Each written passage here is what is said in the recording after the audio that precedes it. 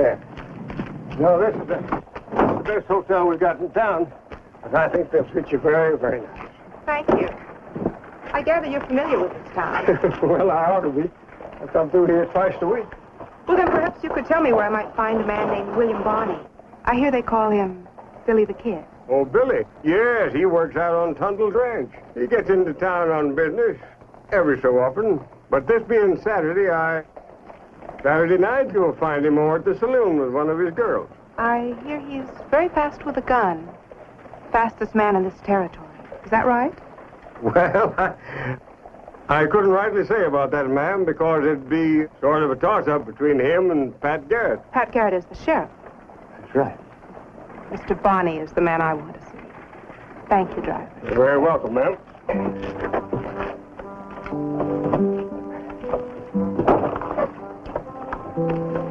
Clem, that is the prettiest cargo you've delivered in months. You come all by yourself? No, I took her aboard at El Paso. You know, she's an odd one, Pat. How so?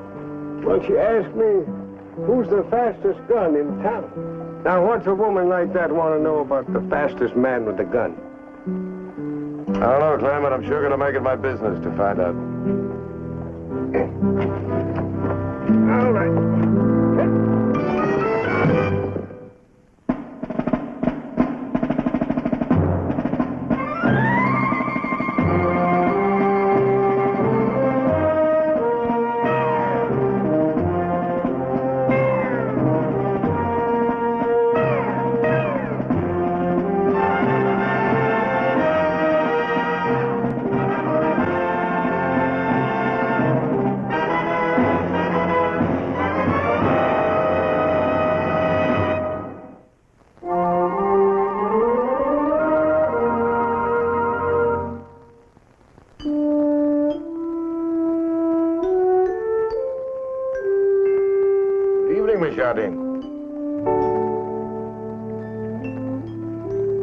How did you know my name? Hotel register? I like to know the names of all strangers in town. You're very efficient. Let's say I try. Will you be staying in town long? Just as long as it takes me to complete my business. And, what is your business? Land. I'm a speculator. I've heard this county is on the verge of a cattle boom. Miss Jardine, are you in some sort of trouble? No. And why are you so interested in knowing who might be the fastest gun in this county? Oh, the coach driver. Just the idle curiosity of an Easterner, Sheriff. Hey, Patrick. You in town early, Billy? Well, it's a Saturday night, boy. You wouldn't want to waste that, would you? Miss Jardine, this is William Barney. Yes, I've heard of Mr. Barney. Oh, have you? You heard of me? Yes, I read about you in my hometown newspaper. You'd won some sort of a sharpshooting contest. Oh, Billy's won all sorts of shooting contests. He's real fast with a gun. That should interest you, Miss Jardine. Yes, I'm fascinated. Well, I hope you enjoy your stay in town, Miss Jardine.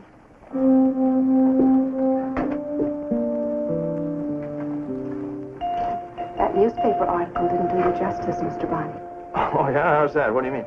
With the way it described you, I expected a hardened, vicious gunman. Yeah. Well, I guess that depends on who you talk to, right? Well, I really shouldn't keep you standing here. Saturday night, You're not here in town, are you? I mean, alone? All by yourself? I'm afraid I am. I was just about to go out and have supper. You're not going to eat by yourself, are you? Are you? Mind if I go along with you to keep you company? Thank you, Mr. Barney. I'd enjoy that very much. Fine.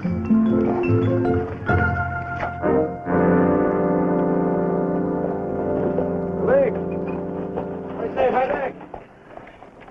Where you headed in the buggy? I'm taking Nita Jardine out here to look the old Richards place again. Really fancy duds for a buggy, right? Yeah. Well, she's quite a fancy woman, Pat. Been seeing a great deal of her this past week. Yeah, I don't know. She hired me to drive her around the county. She's paying me. Oh. What does she want from you, Billy? What do you mean? She came here looking for you. I'd like to know why. Oh, Patrick, you ain't jealous. Well, she took a shine to me instead of someone else, right? Billy, she had a reason for wanting to meet you. Excuse me, Patrick. I don't want to keep Miss Nita waiting.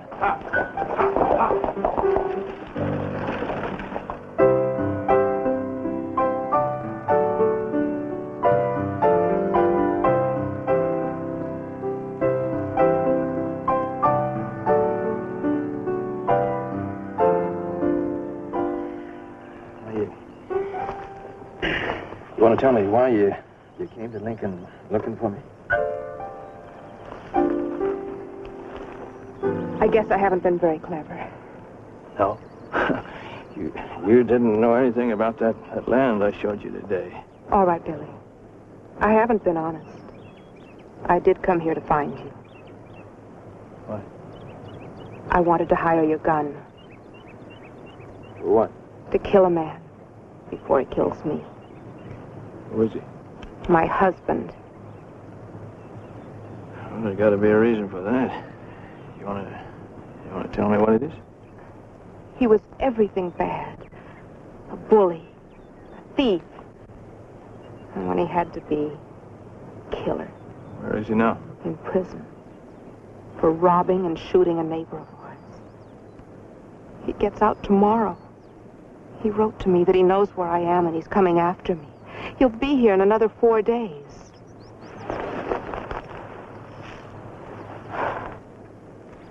I've got no choice but to keep running from him.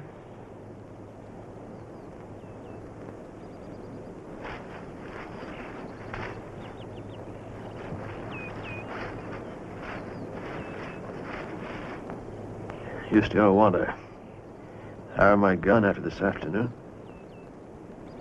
You're playing games with me, Billy. No. I know you now. You're not the kind to be hired to kill. Take me back to town. I'll leave on tomorrow's stage. Wait a second. You don't need to run. You don't need to. But I have no choice, Billy. I'm his wife. Well, now, wait a minute. He has a legal right to see me. There's no way the law can keep him away from me. Wait a minute, Nita. I'm going to keep him out of Lincoln. What do you mean? I'm going to have a little talk with him before he gets to town. He's hot-headed and he's fast with a gun. He might kill you. I'll make him listen to reason, one way or another.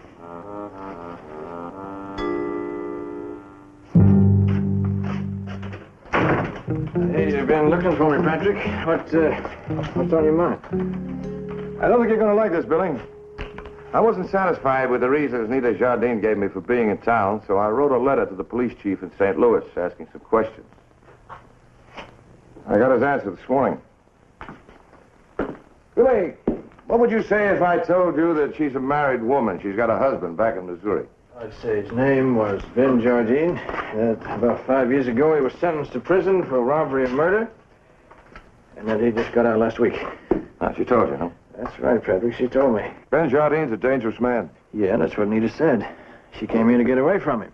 He's coming after her. Did she ask you to kill him, Billy? Oh, come on now, Patrick. What are you talking about? Billy, I asked you a question. I want an answer now. The answer's no. But he better stay away from her. As her husband, he's got a right to see her. If he causes any trouble, I'll take care of it. You won't have to. I'll take care of her myself. Billy, are you so blind that you can't see she's using you? No, I don't think so, Patrick. I think you've been wearing that badge so long you can't tell a decent person when you see one.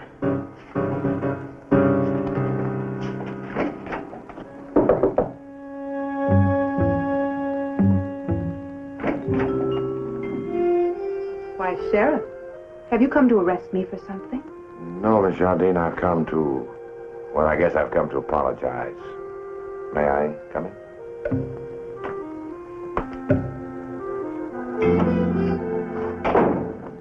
Apologize for what? Misjudging you for thinking things about you that I had no right to.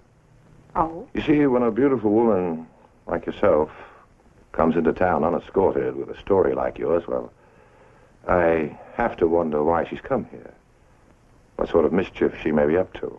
And what did you decide about me? Am I planning a robbery or a murder?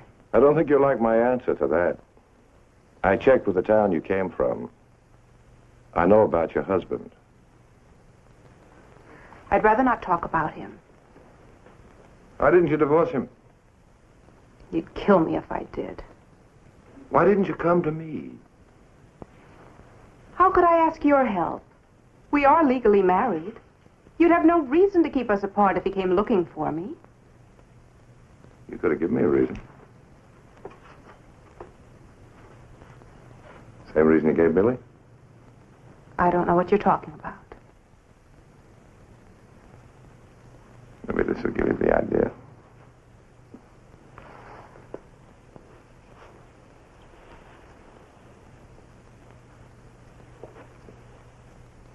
What if I tell Billy you broke in here? Forced your attentions on me. You wouldn't do a thing like that. We're two of a kind, neither you and me. We're tough. We know exactly what we want. And we mean to get it any way we can. Do we? And just what is it that I want? Your husband dead. Preferably by legal means, and a better man to take his place.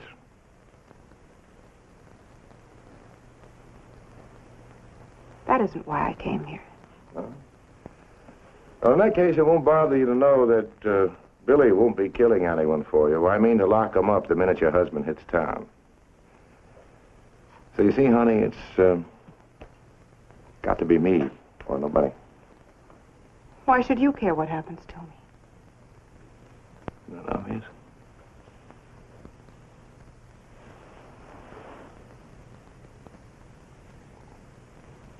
You don't seem the kind of man to be wearing a badge. Oh, I never let it stand in my way. It's up to you to prove that. I will. When's your husband due here? Thursday morning. I've got a picture of him. So have I. On a wanted poster. I'll know him. I'll be here waiting. For one of you. Oh, there's just one thing. You better handle Billy. Handle him. It won't be easy to make a clean break with him. I have no intention of making a clean break.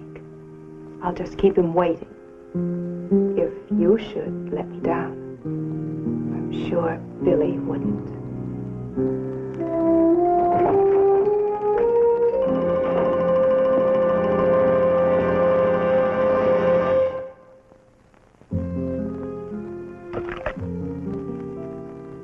One thing I like about a horse, you can tell real quick if they're thinking of something. You're too good to me, Billy. I've no right to involve you in the mess I've made of my life. Getting out of a mess needs is kind of a specialty of mine. I get a lot of practice at it. What's the matter? You seem different. Somehow you've changed. I don't mean to be different.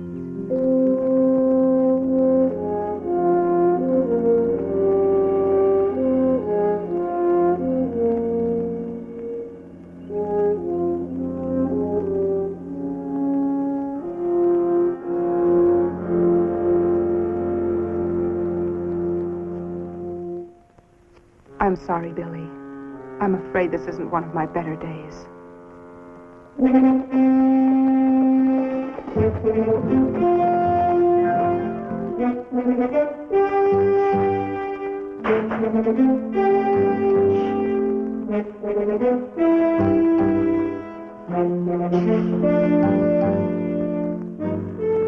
What's wrong, Billy? What'd you say to Nita Jardine? Why do you ask that? She's different all of a sudden. She's got something on her mind. Her husband. No. It's a man, but it ain't him, and it ain't me. Even if you're right, it's no concern of yours, Billy. I think it is, Patrick. Now, we've been friends a long time. I'd hate to have to put an end to it by putting a bullet in you. Billy, whatever else you may think, I am your friend. I hope you're right, Patrick. I sure hope so.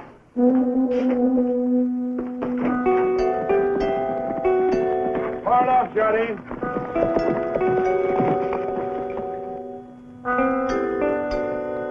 Put down your gun.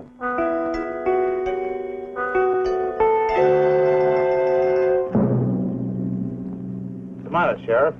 My name is Garrett, and I'm kind of choosy about who I let right into town. I haven't broken any law. Not yet, you haven't. And I'm going to make sure that you don't. That's why you're going to turn around and ride back where you came from. We don't have room for gunslingers in Lincoln County. Me, a gunslinger? Well, that's a laugh. I never was good enough with a gun for it to go to my head. Now, after 5 years of swinging a sledge in a prison road gang, look at my hands. Your aim was pretty good 5 years ago. Good enough to kill a man. I've served my time, Sheriff. I'm free and clear now, and my wife's waiting for me in town. Jardine, how did you know where your wife was? I paid someone to keep tabs on her. Every minute these past 5 years. Look, I've traveled 500 miles to settle things with her, and there's no legal way you can keep me from her. Then I'll have to use an illegal way.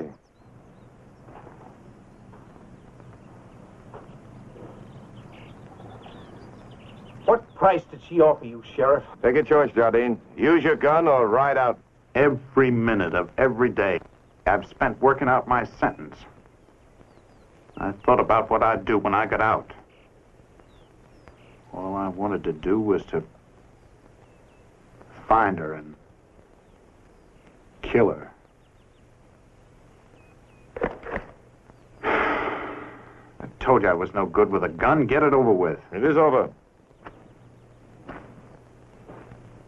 I had to be sure. I don't understand. You'll find out. Fire your gun. I turned the cylinder so the empty under your hammer would come up next. Why, Sheriff? Jardine, the man you killed 5 years ago. Why did you do it? He was a rancher. Owned the land next to ours. He kept chasing after Nita. I didn't like it. I didn't know she was deliberately leading him on. The man you killed was shot in the back and robbed. How do you explain that? I served my time. I pleaded guilty, remember? Do you know any stronger evidence than that? Just one thing, Jardine. If you have any idea of harming your wife, forget it. Don't worry, Sheriff.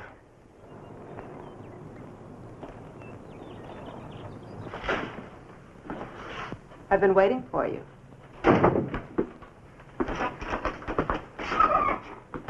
Did you see my husband? Yes, I waited for him outside of town.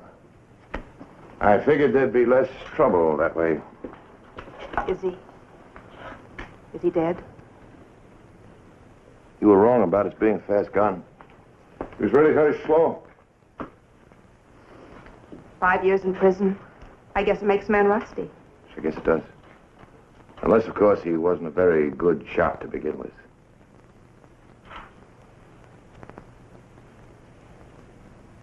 We can be together now. If you want me. I don't.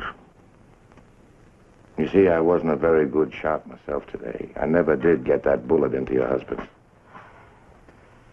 I should have known. A man like you. You played me for a fool. But I'll make you sorry for this.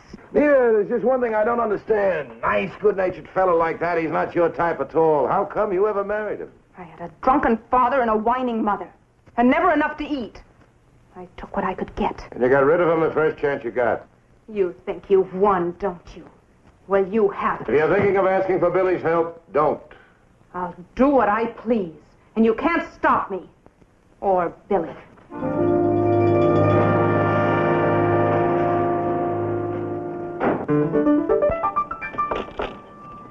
What are you doing out here, Tammy? Come out here to help me fix this doggone fence? Not a chance, Billy. Yeah? Lay off. I ain't working. Well, what are you doing out here? Well, I've come to do a favor for a lady. The prettiest gal I've ever seen in a month or two. Smell that. Sure wish I had a gal send me sweet-smelling notes like that. Something wrong, Billy? No, I don't think so. You want to do me a favor, Tammy? You want to finish putting up this fence for me? I gotta get back to town. Yeah. Hey, now!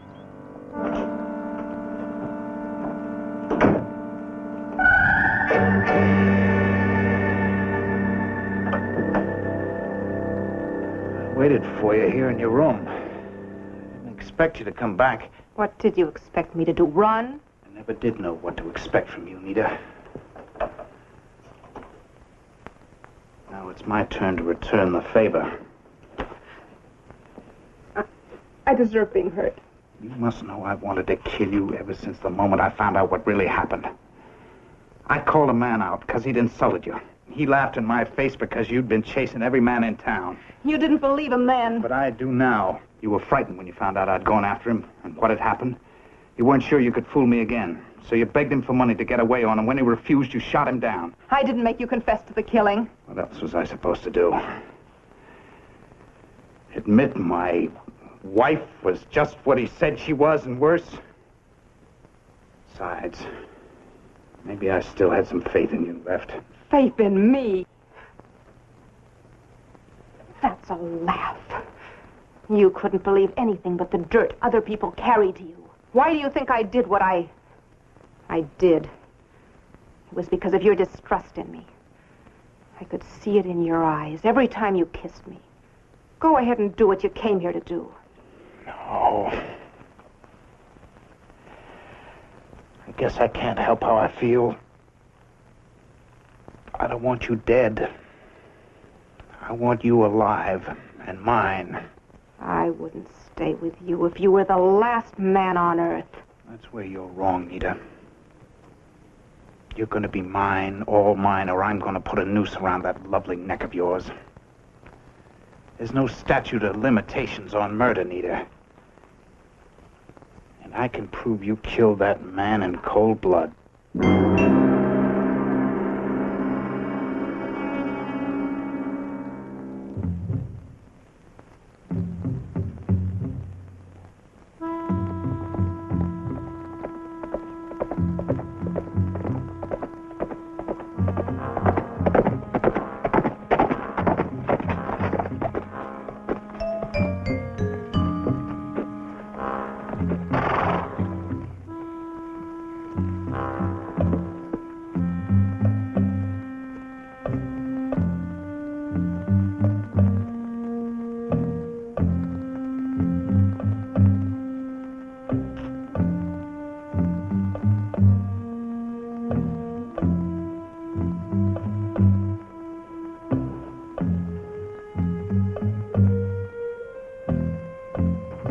Billy!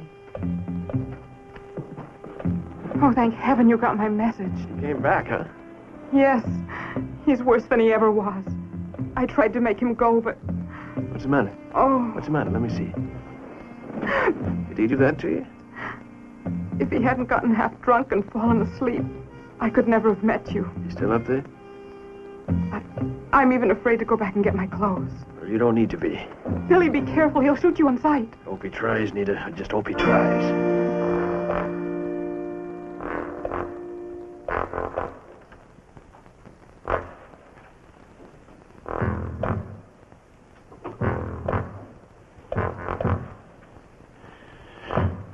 You wake him up, Nita.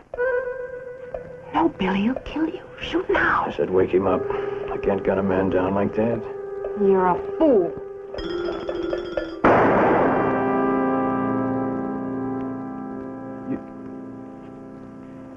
You didn't give him a chance.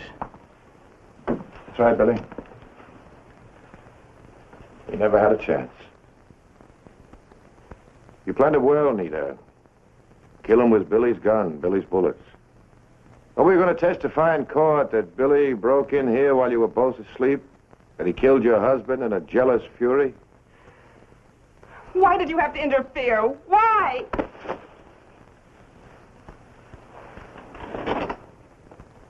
You'll stand trial for attempted murder. There was no evidence against you, Nita. We're even just the same. I need a signed statement from you, Ben. You'll get it. You won't like prison, Nita. A woman grows old fast in prison.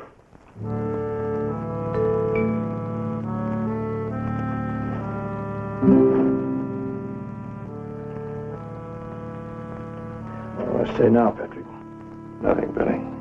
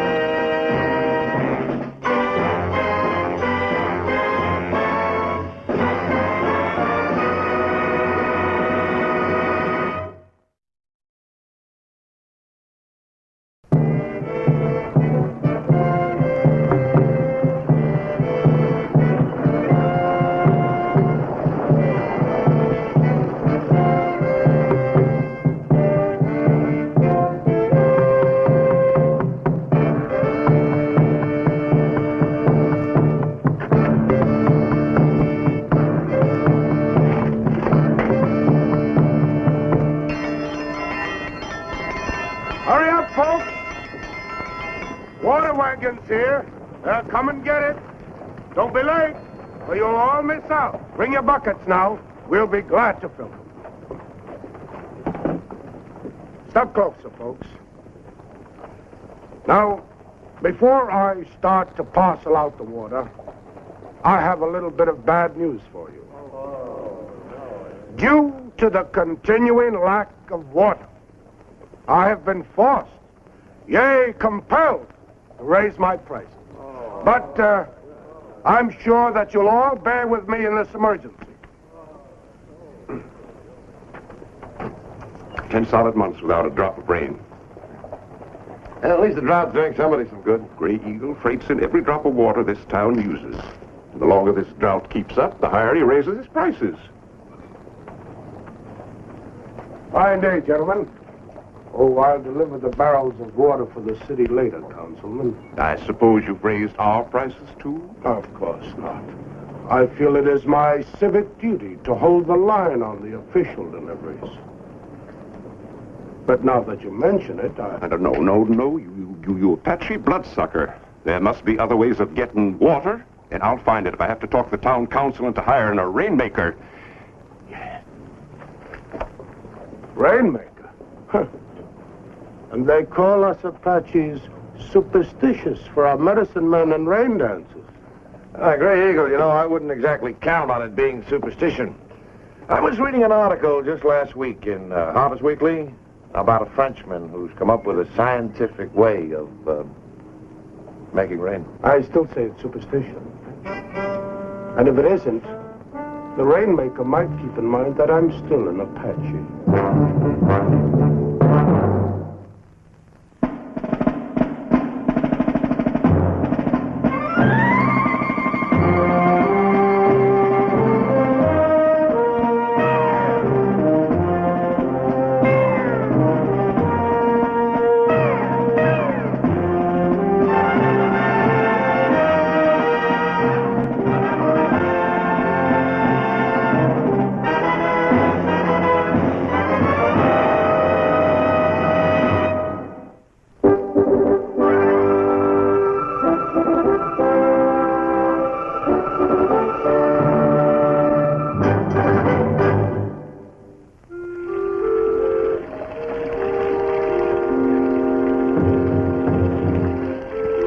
Barrels for the city hall.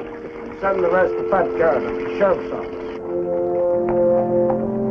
Gentlemen? Sheriff? Wish that Russell would get here. The council actually hiring a rainmaker seems like a pretty long chance to me. With that red-skinned highbinder in the catbird seat, we've got no choice. Well, if your cloudbuster works, your problem's over. Yeah, but if it don't, I'll never pull another vote as councilman. I talked them into hiring Russell. And what's more important, Gray Eagle will have Lincoln over a barrel permanent. A water barrel. Must be a welcoming committee for the water wagon, gentlemen. Yes, a welcoming committee, but not for you, Mike. We've got a rainmaker. Must be a Sioux medicine man. Vittorio here makes rain for the Apaches. Myself, I would rather not depend upon rainmakers. After staking out the only spring still flowing within 1,000 square miles, you don't have to, and no Apache ever called that a sacred spring till you put the idea in their heads, and now they won't let a white man near it now, Mike. Well, you're a highway robber. I was taught the white man's ways at mission school.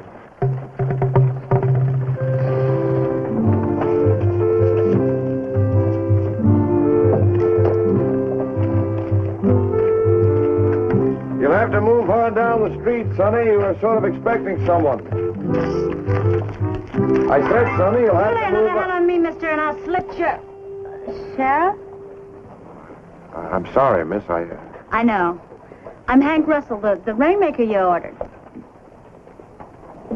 I like the white man's new ways. A female medicine man. Oh, what next? You, miss, are a fraud. Hank Russell. Short for Henrietta. This is Mr. Forrest, our councilman. How do you do, Mr. Forrest? How do you do? I'm not a fraud. I can make rain. And if you don't believe it, According to the contract, all you have to do is cancel it. But you have to forfeit the retaining fee. Oh, you must have gone to the same mission school Gray Eagle attended, but you're not going to get away with it. False pretenses, that's what it is. Well, it seems to me if the council was so sure a rainmaker could do the job, you ought to at least give her a chance. But, she's a woman. You're darn tootin' I am.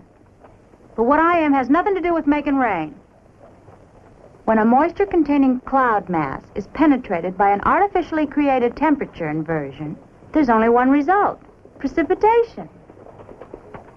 Rain to you, mister. Besides, you're going to have to pay her for the job anyway. Why not let her try? All right, Miss Russell. Make your rain.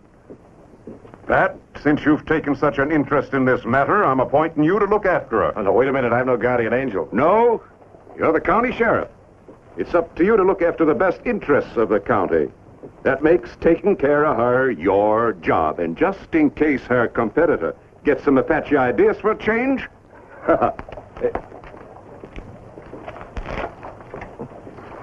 You know, Mr. Forrest could be right about Gray Eagle. He's got this town right where he wants it, and he might resent interference. You might need a friend. I don't take anything on say-so. Especially friends. Try me. All right. You can start by finding me a big tub.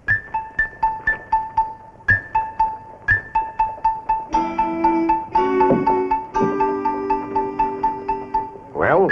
There's not a store in this whole town that carries the kind of tub I need, Mr. Sheriff. The name is Pat. Pat.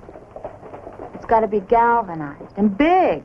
A wash tub or a water trowel won't work. You get everything else on that wagon. What happened to your tub? Some drovers shot up Black Creek when I was there, and my tub got in the way. Last I heard, the hotel cook was using it for a sieve.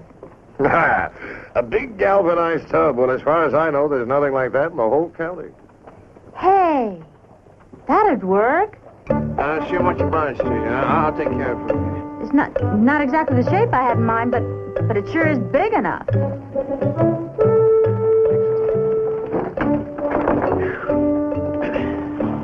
Ma'am, can I help you? What are you doing? No, wait, don't do that. What are you doing? That'll do just fine. How much? It ain't doing for anything. It's not for sale. I said how much? I say it ain't for sale. All right. Pat, it's your duty to confiscate this tub for the welfare and best interest of this community. Wait a minute. Now, wait. What do you mean confiscate? Is that for Mr. Tundle, Billy? That's right. He had to shipped in from England. He's bringing civilization to the West here. Now, I ask you a question. What do you mean confiscate my bathtub? Billy, the town council hired a rainmaker, Miss Hank Russell, and Miss Russell needs a tub. Female rainmaker? You might as well hire a Hopi Indian dancer. Done just as much good. Now, just a minute here. How do you know so much about it? Well, because I used to... Well, before you two continue this fight, maybe you should be introduced. Mr. Billy Bonnie, Miss Hank Russell. Well, the circumstances, I can't say I'm glad to know you, ma'am. Now, look, Billy, I gotta have that tub. Oh, the answer is positively, absolutely no. You ain't getting it from me. Okay. Pat, let's go see the judge. You know, wait, no, just a doggone minute, Patrick. What? Billy, the city council could have the judge condemn and buy this tub. You'd save a lot of bother if you volunteered. Yeah, I see. All right. Just my luck. This will be Tundle's week. He wants to take a bath.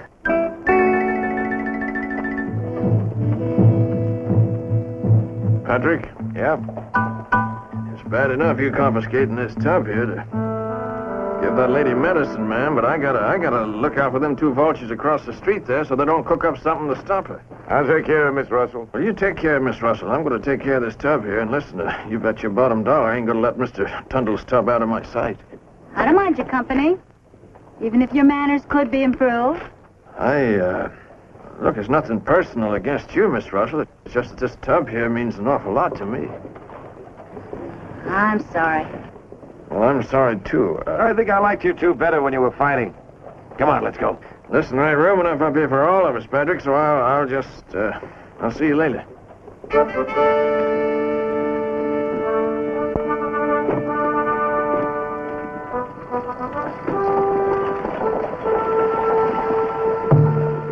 I've heard of white man's great medicine to bring rain. Old squaws talk. If you succeed, you will lose face. And money. Maybe you're right, Vittorio. I think she should be discouraged. Oh, Vittorio. No violence. Remember, we're civilized Apaches.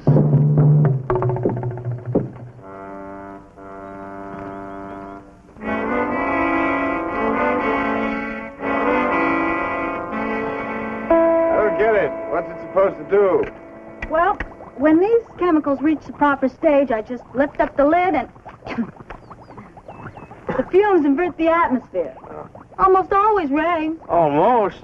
What do you mean? This thing might not work? We're out here in the middle of Apache country? Well, that's the best place for rain, according to my calculations. Yeah, it's the best place for a massacre, too. Especially if Mike Gray Eagle and his pal Vittorio have anything to do with it.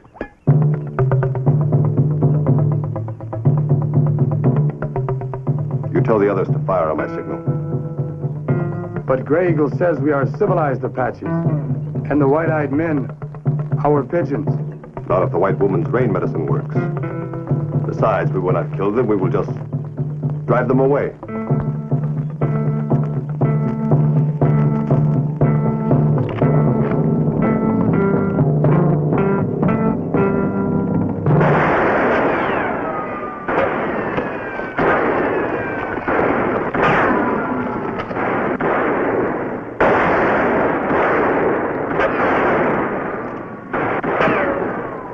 Stuff, I can't see my own nose.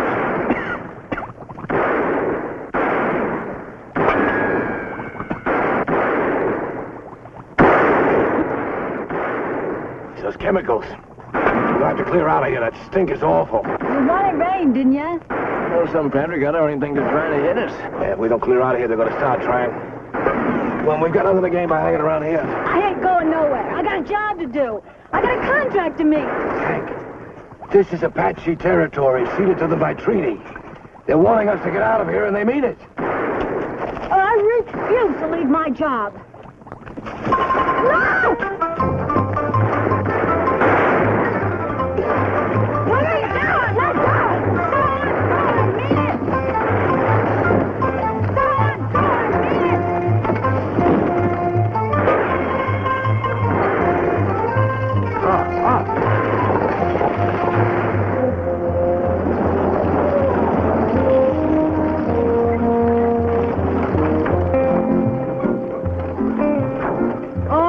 You saved me. But you forgot something. What are you talking about? The Apaches didn't get us, but they do have Mr. Tundle's bathtub. Yeah. Oh, you think we stand a chance of pulling it out, Patrick? Not unless you want an Indian war on your hands, and Gray Eagle's just the man to start it. Yeah, I guess our rifles at both sides. All right, come on, get up. Get up.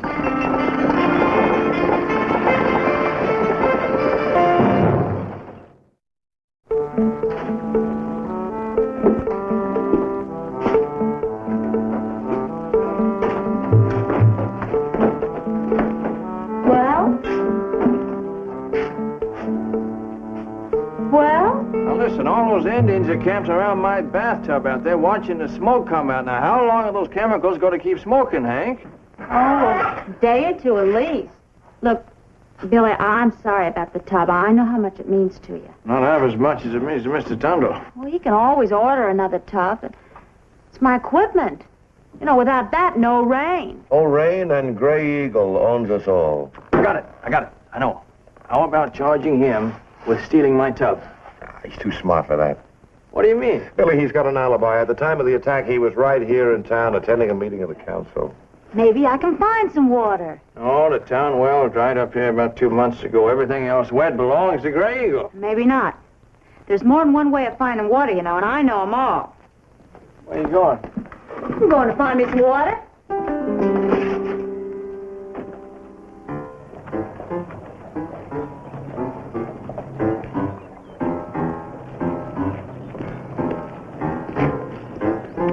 Any luck?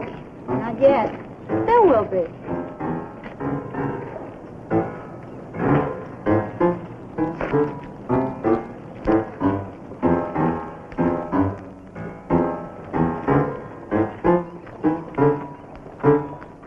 Pat?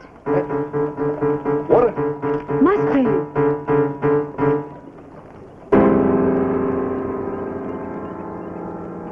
Oh, no. Well, I found water, didn't I? Yeah, sure. Already in a tank. How convenient. What are you going to do now? Keep right on looking. Dad, I found it. I found water. What's the matter? I found water. Where? I just got to dig for it. Just a minute, young lady. Look, all you have to do is persuade the council to order a well dug. Why do I have to persuade the council? They'll pass a petition for free water. Where do we dig for it? Come on, I'll show you.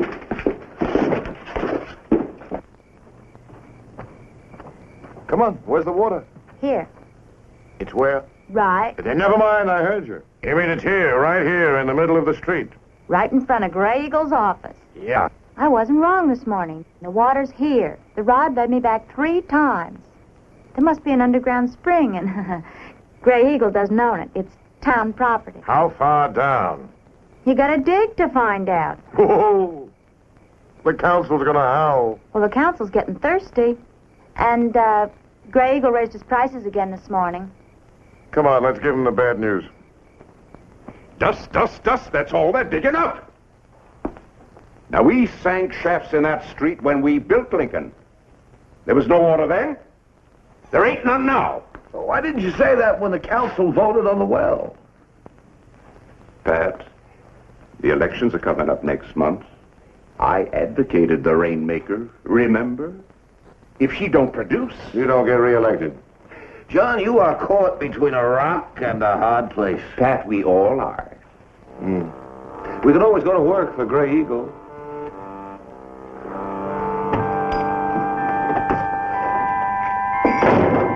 Good evening, Miss Russell. How'd you get in here? The room clerk will be missing this soon. You take one more step toward me and I'll show you a thing or two about taking a scalp. Scalp? My dear young lady, I am a civilized Indian. I'm not so sure about you. What are you here for? I just came here to talk. Would you mind putting that thing away? Please? All right. Talk. You're bound and determined to give this town water. And you're lucky enough to do it, one way or another. Why? Because I'm being paid to do just that. It's not my luck that's worrying you. You know there's water here, and you know I'll find it sooner or later. I'll give you double the amount this council is paying you, if you leave Lincoln. No, sir. These folks need that water, and you're cutting their throats. We could be partners. No. I want Lincoln to have water, but free water. As long as we're asking questions, I'll ask one. Why are you out to skin these folks? You really want to know? Yes. My people had their lands taken from them. They were herded onto a reservation your government thought good enough for them. They were given hoes and rakes to till a land that could not grow good weeds. They were a proud people. But they agreed to a treaty that humbled them. The brave ones, Geronimo was one, took a course of vengeance against the whites. What about you? Me? I just went to the white man's school and learned his ways. I found you could scalp a man without lifting his hair. Just lift his pocketbook. It hurts more. Well, even if I agreed with what you're doing, I've got my job to do. I'm not leaving Lincoln, and I'm going to find water. Is that your final word?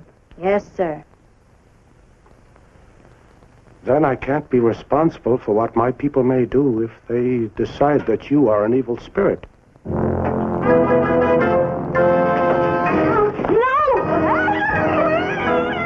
sure that she leaves town tonight. Patrick? Yeah? What is it, Billy? Hank's gone. What do you mean she's I gone? went by her room just now, and the door was unlocked. The light was still burning, and I found this on the floor. She wouldn't forget that. Not unless somebody made her leave it behind. That's right. I got the horses outside. This woman claims to make rain by the magic of the spirits in the tub. There's worked for days. There is no rain. Her magic is no good. I say they are evil spirits. We must be rid of them and her. There she is. And they're right on in. They won't start anything with us. They're civilized. Yeah. What odds are you quoting, Patrick?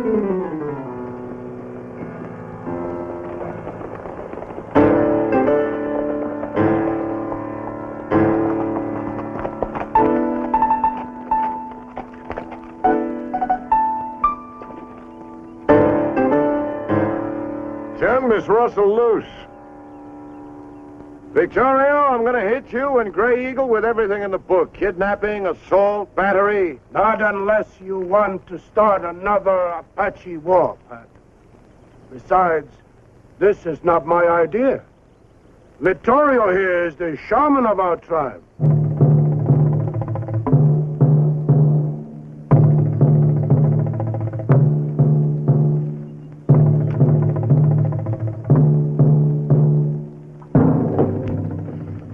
Wait! Before we drive the medicine squaw of the white men away, I, Vittorio, want to show you the foolishness of her medicine.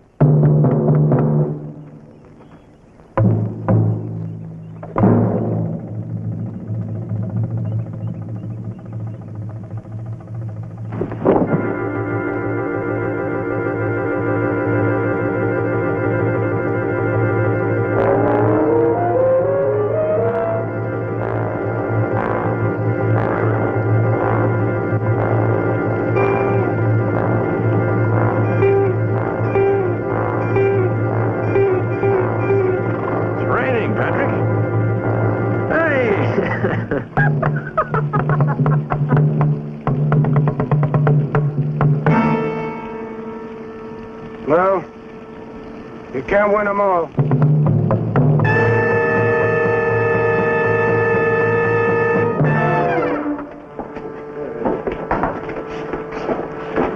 All right, Gray Eagle, you just wait right there. Just because you apologized and returned the tub, that doesn't automatically put you in the clear. You still have a charge of kidnapping. You would have to arrest the whole tribe to make it stick, Pat. He's right, Pat. And besides, I decided not to press charges. I mean, what with me being a member of the tribe and all, I figure he suffered enough setbacks for one day. Who suffered? My tub's the one who suffered. My tub has more dents in it than a washboard. What am I going to tell Mr. Tuttle, Patrick? Inferior product of the white man's factories. Inferior product or not, Mr. Tundle can sue you for damages. With this rain, I'm no longer in business. Besides, you can't sue an Indian. It's in the treaty. Oh, you said if you did it, Miss Hank Russell, I'm as good as re-elected. You speak too soon, Mr. Forrest. What are you talking about, you vulture? Eagle. With my water supply business washed out, so to speak, I have decided to enter politics. I'll be running against you for councilman next month, Mr. Forrest. Now, just a minute. Indians can't vote. Have you read that treaty? No. It specifically provides for a representative of the tribe to sit in on the white man's council. Good day, gentlemen. Miss Russell. Vote Indian.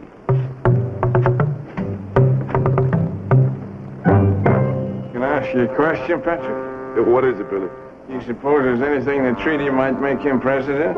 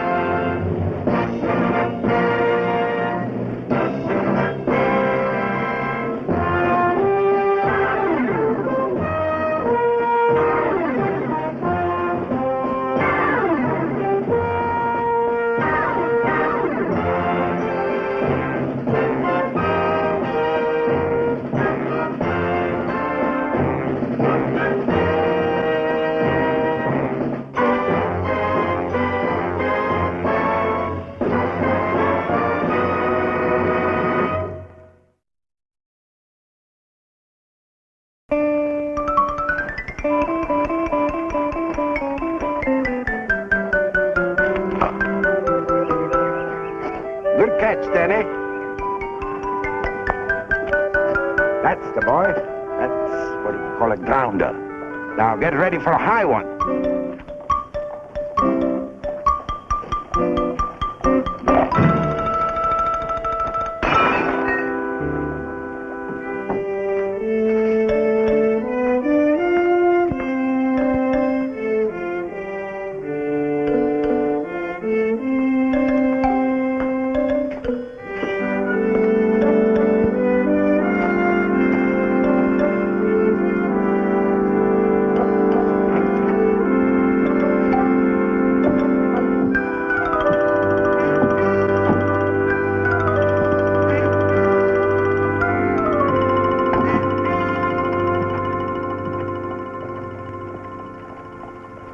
Fine weather we're having, Sheriff. It's a great pity to have to stay indoors. Especially with the windows closed.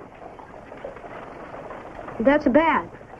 Yes, the game is called baseball. It was invented by Alexander Cartwright and Colonel Doubleday. And maybe I should hold them responsible for breaking my windows. I'll pay for it, Mr. Garrett. You'll do no such thing. It was entirely my fault. I'll replace the glass. I'll have to live away my conscience, too. Won't be necessary, Padre. I've been trying to get it open all summer. I understand you have a wedding scheduled for this afternoon. Yes, 1 o'clock. Maria and Felipe. Dominus vobiscum, I'm already 3 minutes late for the Angelus. Will I see you at the wedding, Sheriff? I wouldn't miss it for anything, Padre. Come on, Danny. You can help ring the bells. Danny!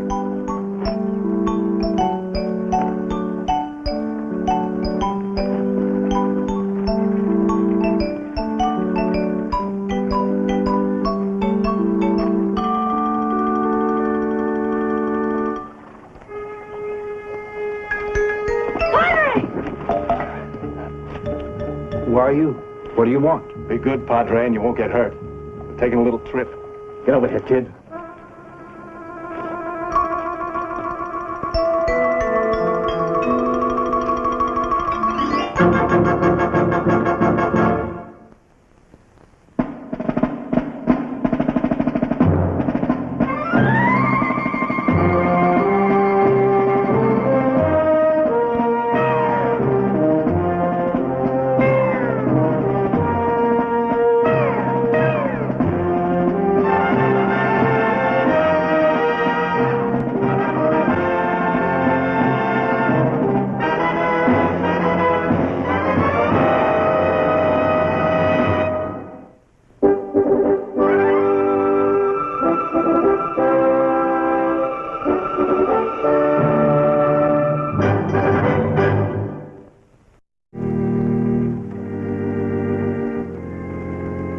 Yes, sir, Felipe.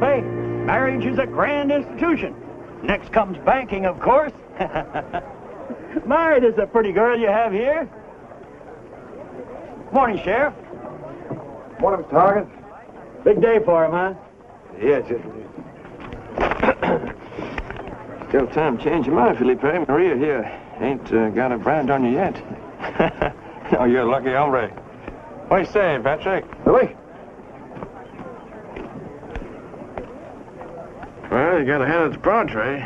Ever since he came to Lincoln, there's been a lot more weddings and funerals. Billy, have you seen him around anywhere? No, I ain't, but you know the Padre. He's probably down the road somewhere visiting somebody down with a pip. He'll be here in a minute. It's not like him to be late for anything. Mr. Garrett! Danny, what happened? He said to give you this. He said he killed the Padre. What are you talking about, Danny? Who said he'd kill a Padre?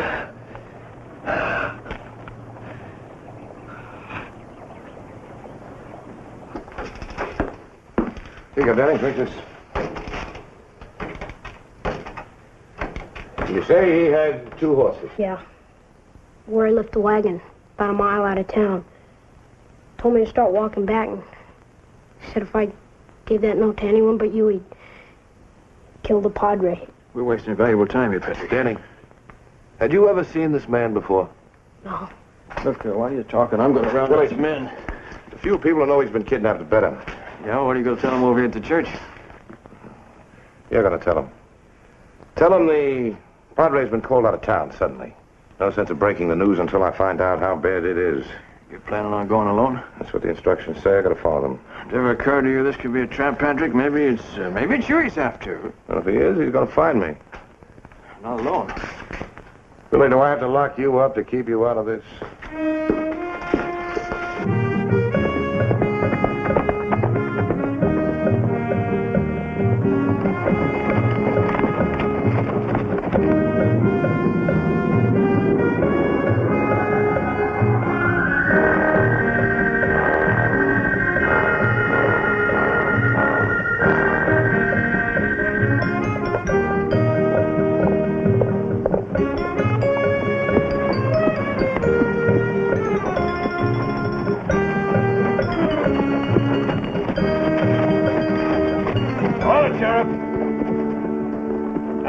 Sheriff, drop it on the ground.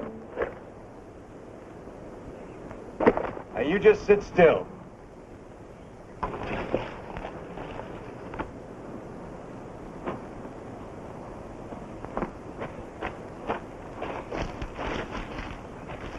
Where's the Padre? He's safe. A little mussed up, but alive. First churchman I ever saw with guts enough to jump a man with a gun. Which proves you've never met many men of the cloth. What are you after? Money. I want lots of money. $50,000. $50,000? Nobody in Lincoln's got that kind of money. There's more than that in your bank. And if all the Padre's friends get together... Why the Padre? Because he's got more friends in Lincoln than anybody else. Friends who'll hunt you down if anything happens to him. I ain't worried. Now, you get that money this afternoon. And you be back with it before 5 o'clock right here. And don't get any ideas, Garrett.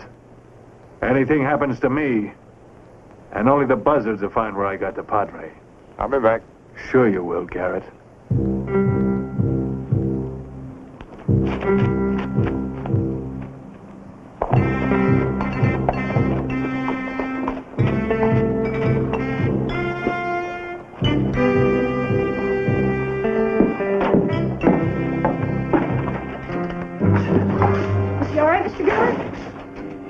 Drew your teeth, Patrick. He's a dangerous rattler and harder to reason with. He'll kill the Padre if I don't bring $50,000 to Stone Canyon by 5 o'clock. Loco. That's the trouble. I'm afraid he is. Take it easy, Billy. Padre's a friend of mine. Mine, too, but this is a problem for the whole town. I've called a meeting in the bank in half an hour. Get everybody there.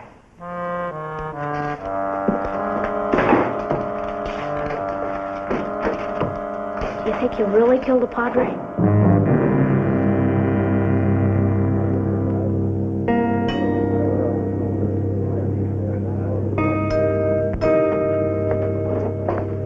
Now, there hasn't been time to get word to everyone, but time is running out for the Padre. It's a case of his life against your money. Now, I'll give it to you straight.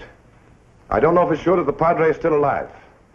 I can't guarantee that by paying the ransom, we'll get him back. And I cannot promise to recover your money if the ransom is paid. Mr. Garrett, saved up $11 delivering groceries. Thank you, Denny. Folks, I wish raising the ransom money was as simple as all that. What's the matter? Ain't the bank got 50,000? Of course it has, but I just can't turn it over. Why not? Everybody here is willing. It's not as simple as all that. There are laws governing banking. You understand my position, don't you, Mr. Garrett? Yeah. Most of our big depositors live out of town.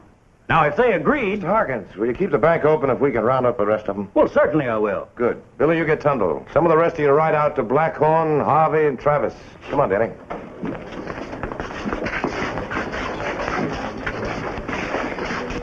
You're gonna run out of time, Patrick. Billy, there isn't any other way.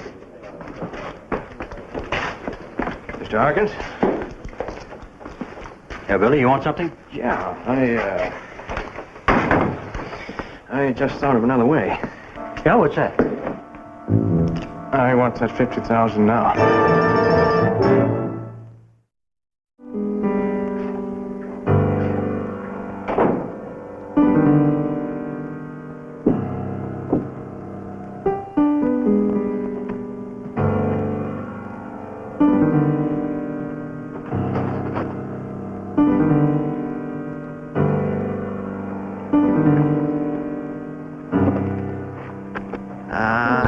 I almost forgot. You better Go tell the sheriff that Mr. Hawkins got himself locked in his own bank.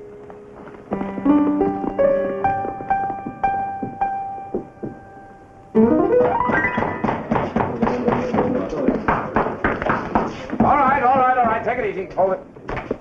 Sir Garrett. Hawkins, what happened? It was Billy. He stole the money. He's gone after the Padre.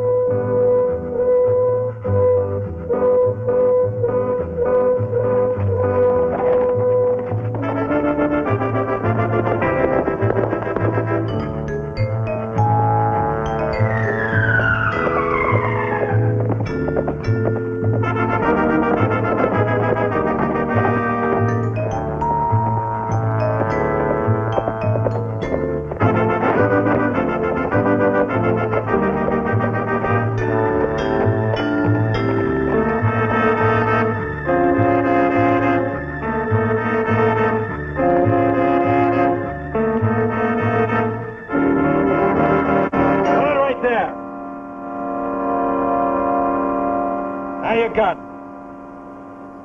Hurry up! Drop it.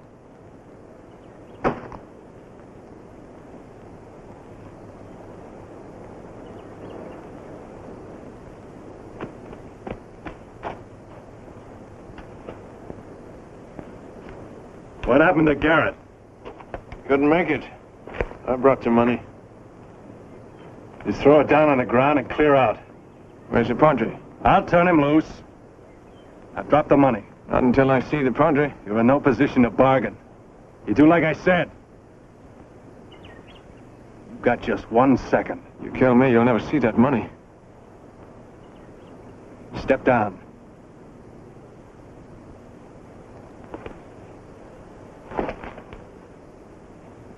All right, back up.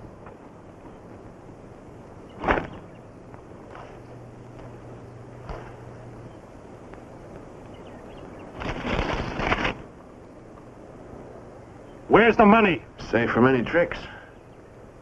Show me the Padre and you'll get it. How do I even know you got the money? There's the rappers that came in.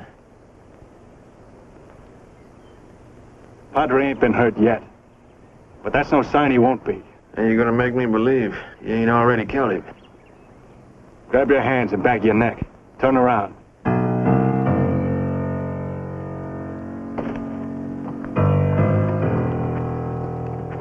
All right, get moving. I'll tell you where to go.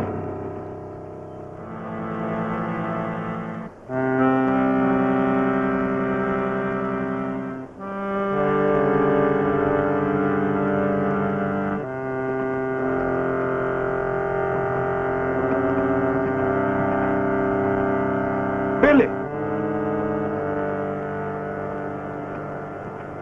What are you doing here? He hurt you, Padre. My own fault. I'm not as fast on my feet as I used to be. Why did you come? Well, some of your friends got up a little collection to bring you back, Padre. I made sure it got here. Alone? Well, I figured I'd make as good a messenger as anybody else.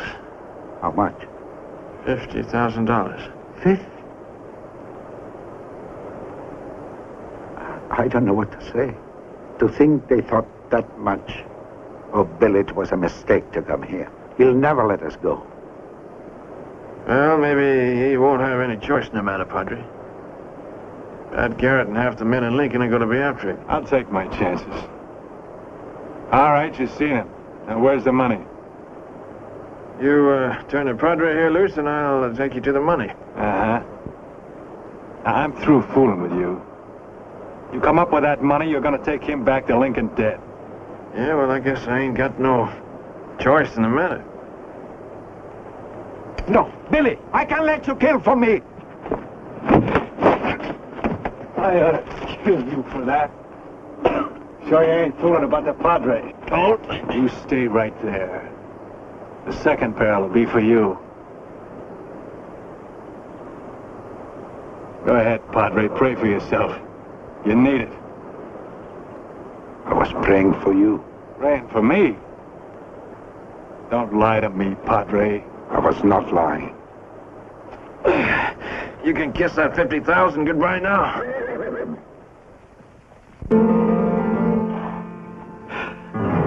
You turn the Padre and me loose now. You still have time. Shut up! Get over by the Padre. You get the chain off. Padre's my ticket out of here. You tell that posse to stay back in plain sight. They try to stop me, I'll blow his head off. Come on, Padre.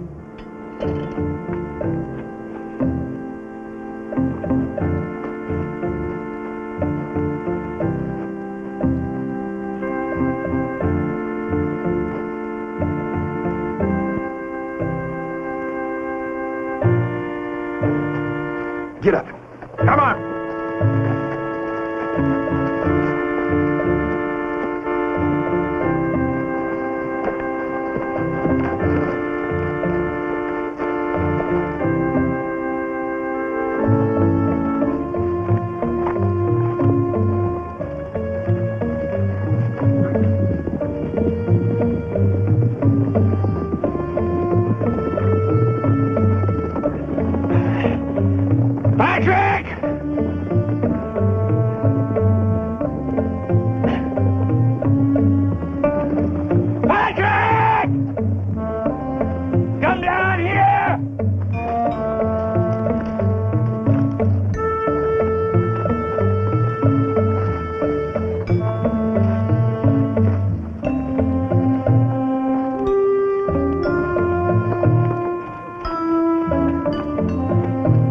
Padre.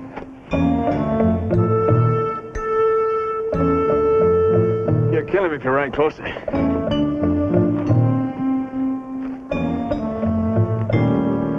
can't let him get away. Well, what else we're going to do? We let him kill the Padre. What'd you do with the money? I tried a trick. Didn't work. We can talk about that later. Once he gets over that ridge, you probably kill the Padre anyway. That's rough country over there. Plenty of places for him to hide out where we'll never find him. I say we rush him now. No, not while there's a chance to save the Padre. What chance is there? Better than 1,000 yards from here, Patrick. Well, that's impossible, Garrett. You'll never be able to hit him from this distance. We're wasting time. I say let's go after him. You're going to have to kill him with the first shot, Patrick. There ain't going to be time for another.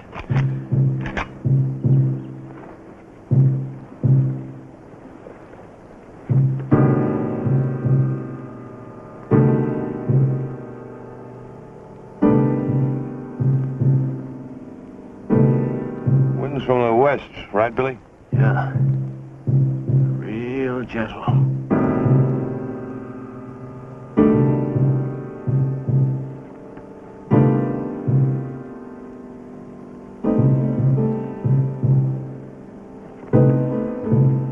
Don't miss, Patrick.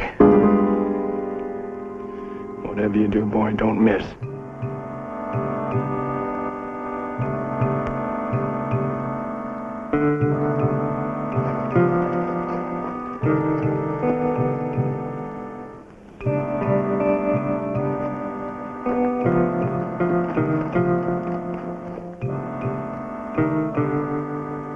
He's using the Padre for cover. I've got to wait for a clear shot at him.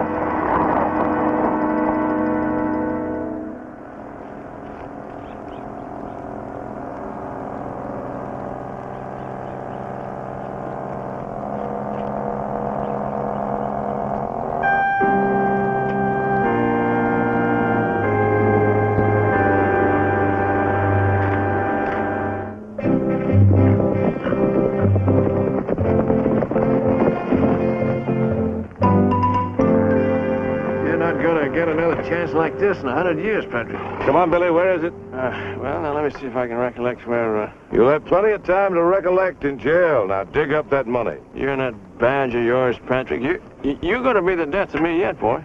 I hope not, Billy. It's, right under the rock, right there. And I'll just ride along the Lincoln with you to make sure you don't weaken on the way.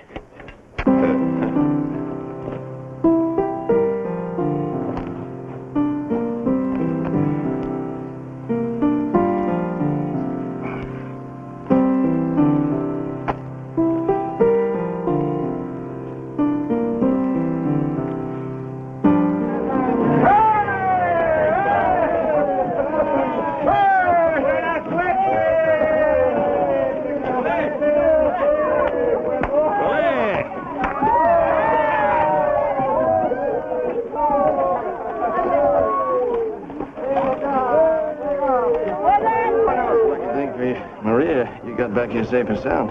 Maria. Well, I heard when you didn't show up for the wedding last week, Felipe got cold feet. She had to start all over again, talking him into getting hitched. Perhaps that's what we should find for Billy. A nice, persuasive girl to settle him down. It's a good idea, Padre. You find the girl, I'll even volunteer to be best man. Yeah, well, thank you anyway, Patrick, but I think married and buried sound too much alike for me. Padre, you work on him. I've got business waiting for me at the office. Listen to him, Billy. He might find a way to keep you out of trouble. Marriage will do that, Billy. Yeah, well, you gotta find the right gal first, Padre. I see you with a lot of girls. There is Sarah, Rosita, Ellen, Margarita, Samantha, Rita. Yeah, well, I reckon the trouble is I just can't pick between them. Padre! You said you'd show me more about baseball today. But first, I've got to change. Perhaps Billy will help you until I'm ready. No, I don't know anything about, what you call it? Baseball. Then perhaps you should learn. Maybe that'll keep you out of trouble. Here, you hold the bat like this. That's right. And then what do you do with it? You hit at the ball. Go over there. Denny, come here. Now, throw him the ball.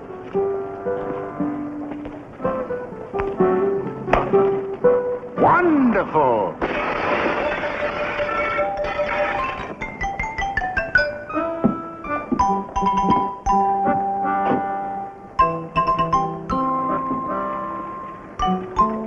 I don't think he'd strike a man on the cloth, but if I were you too, I'd run like everything.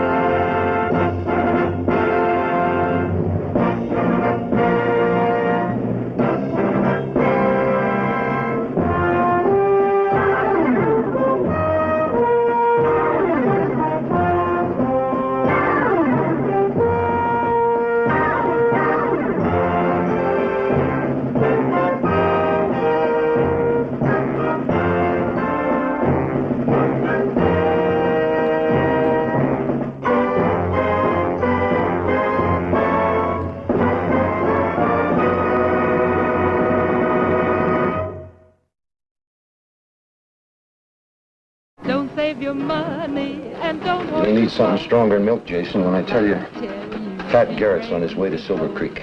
Why should I? I've been expecting him. Well, I could send a couple of boys, just to see he never gets here. I'll send them myself, if I think it's necessary. It will be, believe me. I know Garrett. He's vaccinated with a law badge, and it took. A little law and order never hurt any town. Never did us any good, either. All my life, I wanted to set up like Silver Creek. A whole town that belongs to me. Now I've got it. I ride my own way. Nobody's gonna stop me. Garrett's gonna try. If he does, I'll pin his badge to his grave marker. Now shut up. I want to listen to Sal. And don't hoard your gold. Do like I tell you. Be brave and be bold. We can be lots more than friends.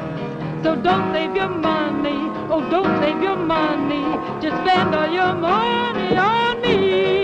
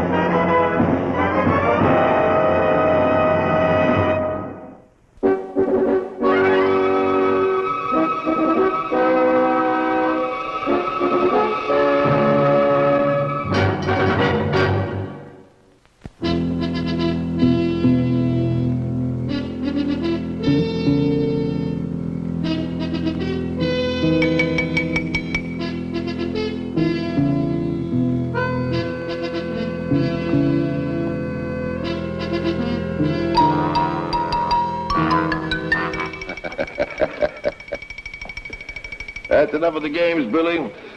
I heard you riding up at least a mile away. Well, it ain't no fun. You can't count on surprises in this fella, Patrick. Times like these, a man's got to look out for himself. Yeah, I reckon you're right. Dundle send you up Silver Creek way with a herd? No, Tunnel heard there's some kind of fancy piano up for sale down here in Silver Creek. Sent me down here to buy it for him. In such a hurry, you're riding at night to get there? No, I already been there. And I heard you were due there on your rounds of the county, so I decided to ride out here to meet you. What are you sleeping out here for when you're so close into town? Well, did you ever try to get a night's sleep in one of those rock-hard cells at the Silver Creek jailhouse? Oh, what do you... Listen, I ain't been in every jail in this county. But you're working on it, huh? Oh, is that a fine thing to say to me, boy, after I ride all the way out here just to do you a favor? The only thing that would draw you away from a poker game at Sal's joint would be some kind of trouble you're fixing to mix into. That's the unkindest thing you ever said to me. Even if it does happen to be true. I'm listening. Yeah, well, I figured you would be. Seems like there's a gent named Jason Cleary runs the town now. So I've heard. Yeah, maybe you ain't heard the way he runs it, Patrick. He owns every saloon in Silver Creek except one. He lets Sal operate that because he's after her along with it. You found out that Jason Cleary knows I'm making my rounds of the county, and you just figured it might be great fun to ride in with me and see what happens. Well, yeah, something like that, maybe. I've got a job open as a deputy. 40 a month. If you promise to keep the job for at least a year. Oh, I got a job, boy. Thank you. Try minding it. Billy, if you meddle in my business while I'm in Silver Creek, I promise you'll spend at least 6 months there working out your sentence. Well, doggone it, Patrick. I'll try to do a favor for a friend like you. You talk about throwing me in your jug. I don't need any favors. Jason Cleary said that he was going to pin your badge on your grave marker. All right, Billy. Thanks for the warning. You still don't want my help? Time comes I need it, I'll ask for it. Now, you just go along and buy your piano for Mr. Tundle. Let me get some sleep.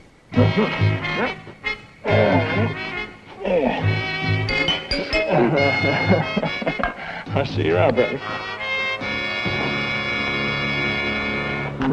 Quite unsafe for a decent woman to walk down the street of this town. Our fair community is fast becoming as Sodom and Gomorrah.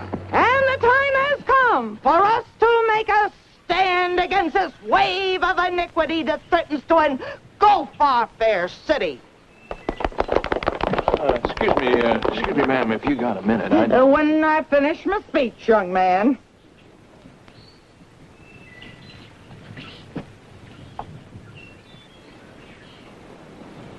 It is time, as I said, that we took a stand.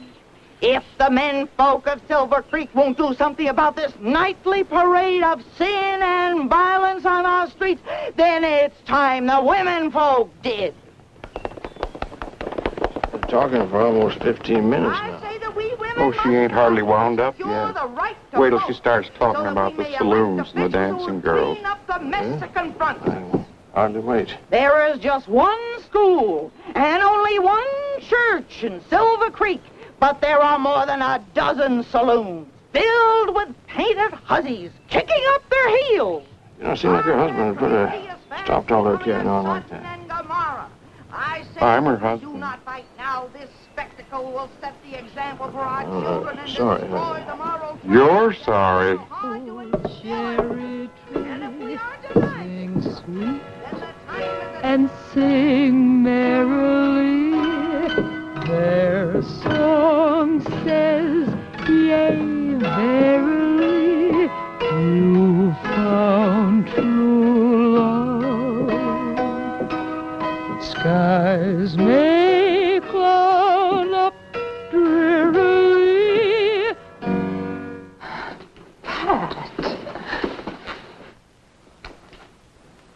Been a long time, Sal. Well, not long enough, judging by that kiss. Time was when I'd be fighting to get away from you by now. Oh, well, now, I cannot remember you fighting. That's more like it. I heard you changed. Well, let's just say I decided to hang on to a job for a while. All right. Just the same, it's not the kind of a job I thought you'd end up with. We can't talk here. Let's go back to my apartment. We have a lot of years to remember. Birds in the old cherry tree sing sweet and sing merrily. Their song says, yea, verily, you found true love. Joe, will you bring back a bottle of my private stock, please? And I can remember when I had a bottle with your name on it. Yeah, you broke it. Aiming at my head.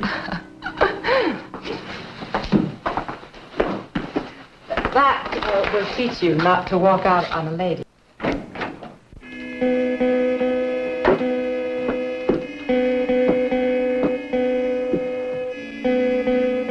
Thank you.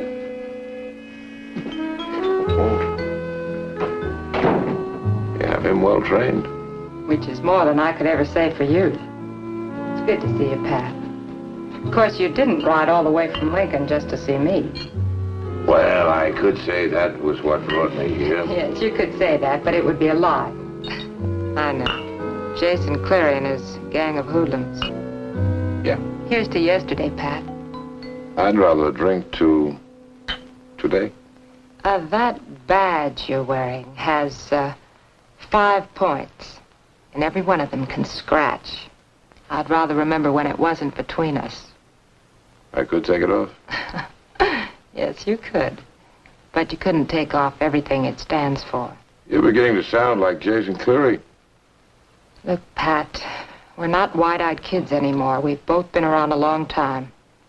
Jason Cleary has everyone in this whole town sewed up, except me. If you're going to buck up against him, I'll have to bury one of you. Which one would you want to bury? Oh, I know you could kill him, Pat. But it won't be easy, and there's always a chance you might lose out. Would you care? Darling, crying makes my eyes red, and I don't look very good in black. What do you suggest I do? We had a lot of fun together once. Maybe we could have it again. Yeah, I wish we could. But I found out a long time ago you can't go back and pick up where you left off. And furthermore, If something isn't done about the hoodlum element in Silver Creek, I promise you the ladies of the city will rise up in righteous indignation and march on these dens of iniquity and burn them to the ground. I didn't know you were a supporter of women's rights, Billy. Well, if I ever was, I ain't anymore. You know how long she's been talking over there, Patrick? Almost an hour now. You have to stand here and listen? Well, if I expect Mr. Tundle the piano to do, she owns it. And come to think she's finished. Excuse me, ma'am. I just gotta say, that was a plumb rousing speech you gave. Best I heard since William Jennings Bryan passed through El Paso. Oh, thank you very much, young man. My name is William Bonney, Mrs. Tatum. I work for Mr. Tundle. He told me he was going to write you a note about me coming. Yes, indeed, about my piano. It's over at my house. Mr. Tatum will show you the way, and I'll just say a word to my ladies, and I'll be right along. Show Mr. Bonney, Harold. Yes, my love.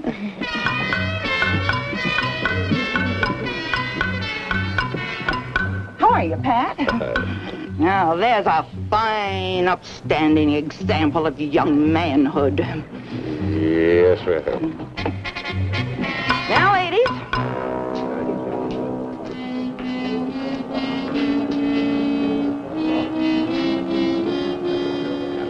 See Garrett? Oh, yeah, sure did. I was sitting outside. He rode in before noon, came straight here. Sal met him like a chunk of iron going to a 40-pound magnet. They went to her room. How long was he there? Oh, not long.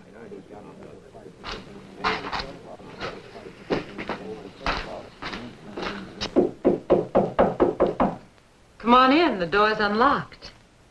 An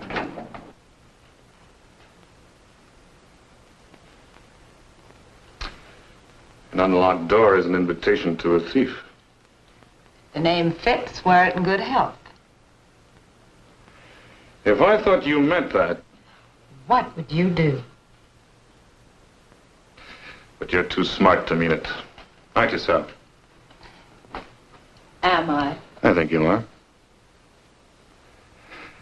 The trouble is, Sal, the time for games is over. I've let you run this place your own way without interference because I took it for granted we'd eventually get together. How do you mean that, Jason? All right. I'll make it plain. I've wanted you ever since the first minute I laid eyes on you. You knew it, too.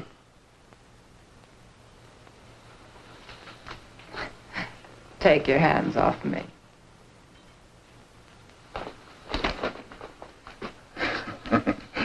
I like a woman that's as spirited as a horse. And I know how to tame them both. You're going to get your first lesson now. Try teaching me, Clary. I don't think you want any trouble with me, do you, Clary? No. No trouble.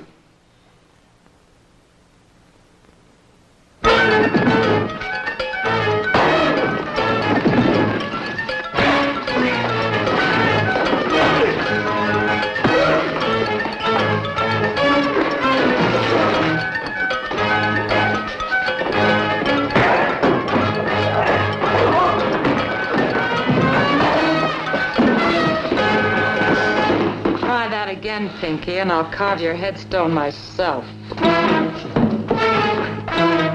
Who's the marshal in this town? Oh, one of Clary's men shot the last one about a month ago. The job hasn't been too popular since. I'll have to take care of it myself. Assaulting an officer, willful and malicious destruction of property. Pinky, get me Judge Meeker. You must be losing your punch, Patrick. You had to hit him 6 or 7 times.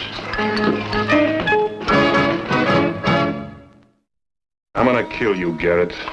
Any way I can. You'll have to stand in line to wait your turn.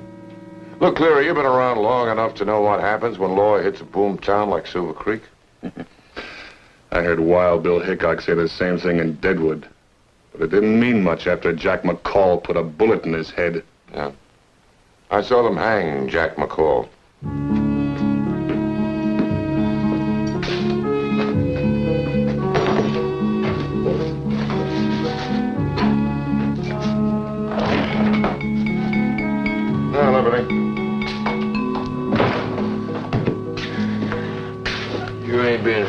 consider the taxpayers' money, Patrick. You could have shot that fella in there, and then all I had to do then just bury him. Billy, it might be he's lonesome in there. Oh, that's a mighty hard way to talk to me, Patrick, after I walked all the way over here to invite you to eat supper with me. Well, thanks. I'm sorry, but I've got a job to do. I got a hunch your job just ended, Patrick. I've heard of your high-handed ways, Sheriff, but they don't go here. No, sir. Not as long as I'm just a piece of this here territorial district. All right, Judge, never mind the speech. What do you want? Just a moment, Sheriff. I'm releasing Jason. I mean, Mr. Cleary. With a writ. Plumb legal, too. Yeah. Yeah, I bet it is.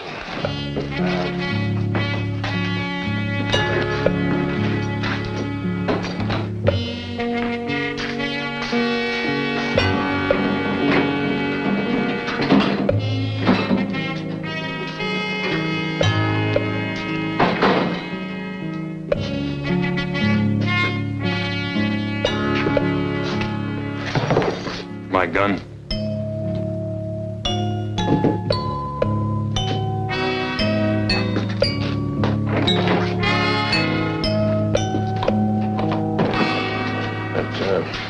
Deputy job you was talking about, you wouldn't consider filling it temporary like, would you? I mean, maybe just for a day or two, say. Billy, you've got a job to do, remember? If you want to buy that piano, head out of here. Claire's got to set a trap for you, Patrick. All right, I gotta see a lady about a piano. I'll see you around.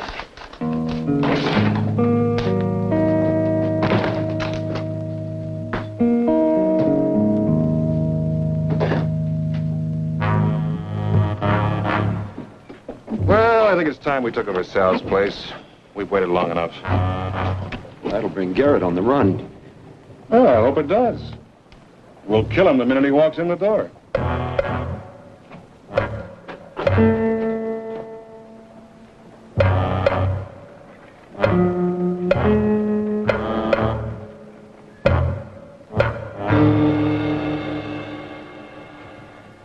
I thought I'd just stop by, let you know I'd be picking up the piano early in the morning. Well, here's the bill of sale. I'm sure Mr. Tundle will be very happy with it. You may pick it up any time you like. I'm an early riser. Yes, ma'am. Well, I reckon it'll be plumb early, too, ma'am, because I'm kind of anxious to be getting out of Silver Creek, tell you the truth.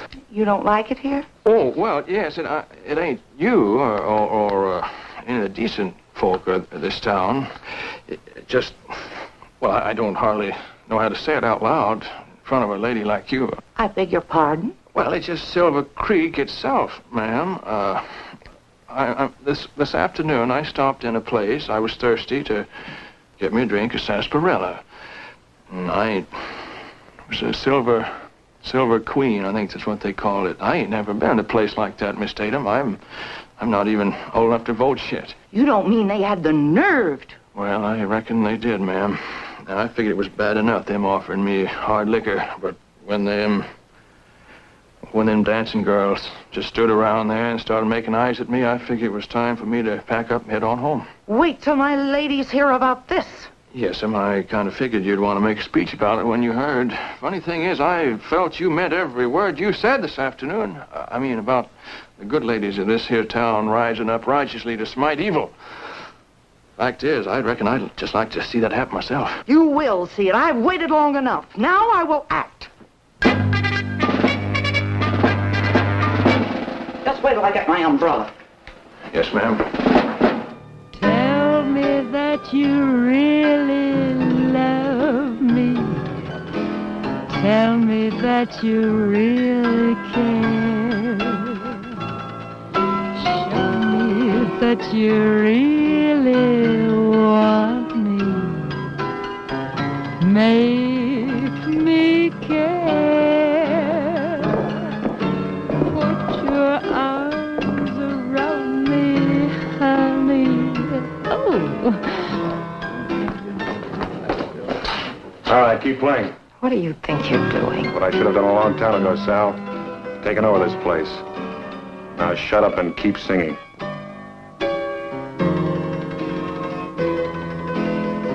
Tell me. Oh, Mr. Garrett. Billy told me to come over and tell you that Clary's taking over Sal's place. And if I know Sal, somebody's going to get hurt. Thanks.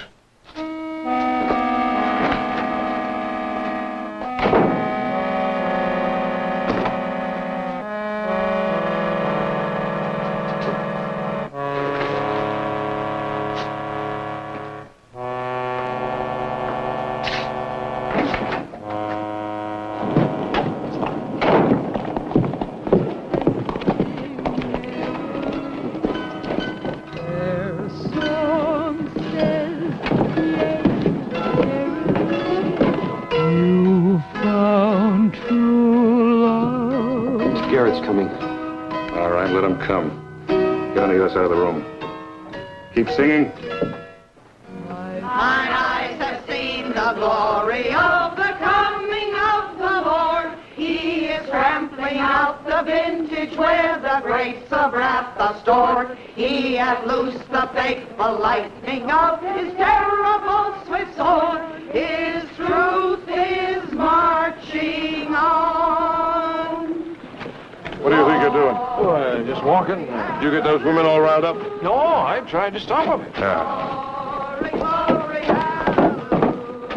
Yeah. Glory, glory, hallelujah.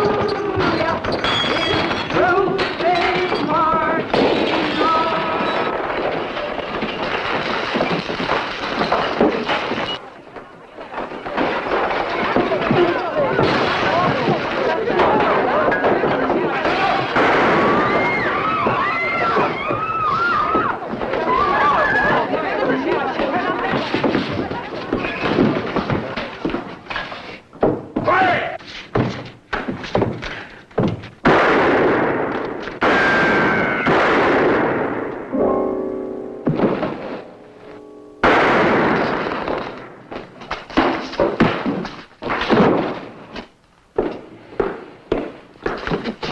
Oh, this'll teach you a lesson, you hussy. There's a stage leaving Silver Creek first thing in the morning, and you'll be on it. I never thought I'd hear you talk like that. Why so bloody?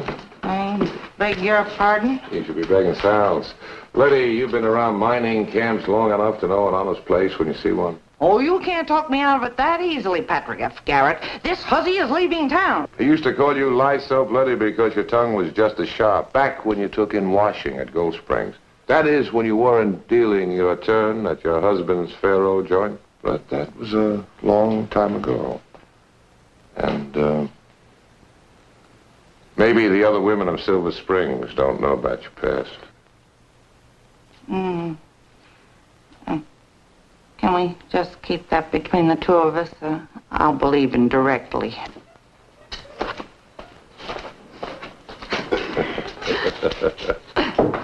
Thanks anyway, Pat, but I'll be on the stage. There's nothing here for me.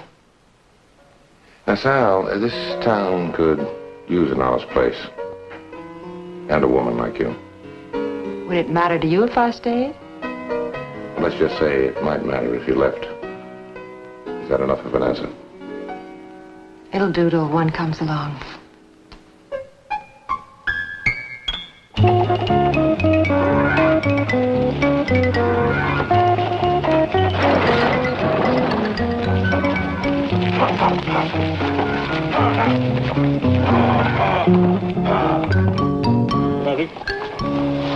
Wait a minute. Don't get all riled up now. I'm just taking this piano back to Tunnel the way you wanted me to do it. Why, I'm not riled up at all, Billy. Matter of fact, after talking to Mrs. Tatum, I understood just how you felt. Nice, innocent young boy like you having to face all those temptations. Yeah, well, see, I gotta go, Patrick. I'll see you around. Matter of fact, I was so impressed by how taken with you Mrs. Tatum is. Why, I agreed to carry a letter to Mr. Tundle from her. What, a letter? That's right. It seems Mrs. Tatum feels that a nice young boy like you should have more of a chance to take an interest in civic affairs like female suffrage.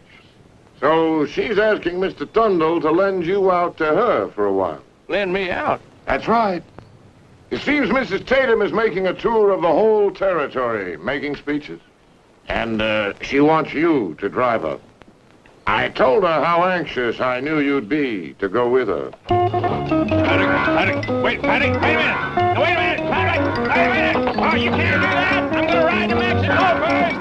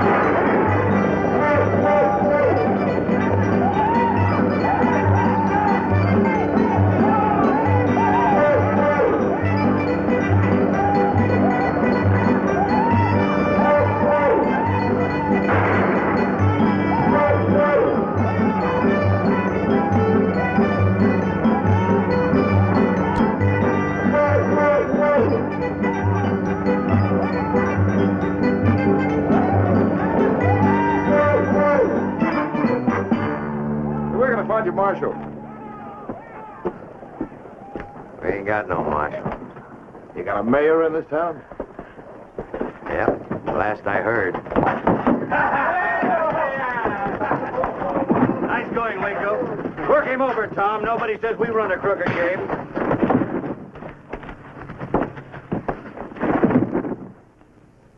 Stand back, mister.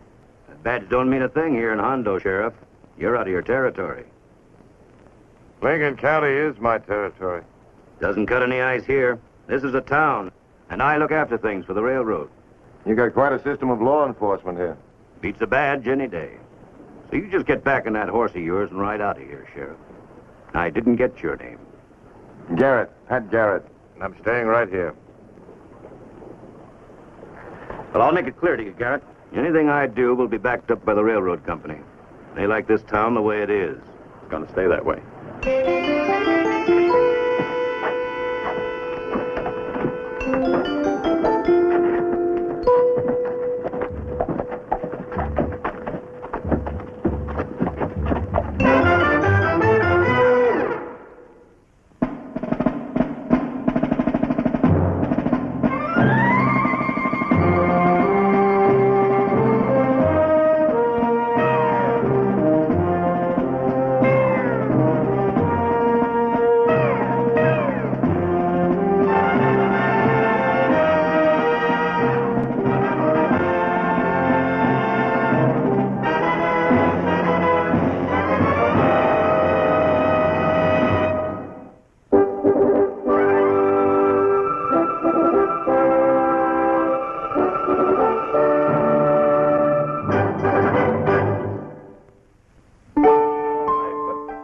Sam Hill took you so long getting here, Garrett? Well, the county council was hoping to win the railroad's cooperation by leaving him alone for a while.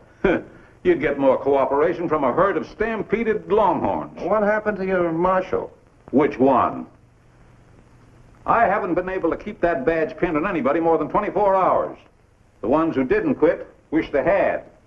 You see, the T&O's got a law of their own around here. They call it railroad law. If it's good for the railroad, it's legal. Who's the head man? Name of Fallon, construction superintendent. He thinks he's Napoleon or somebody.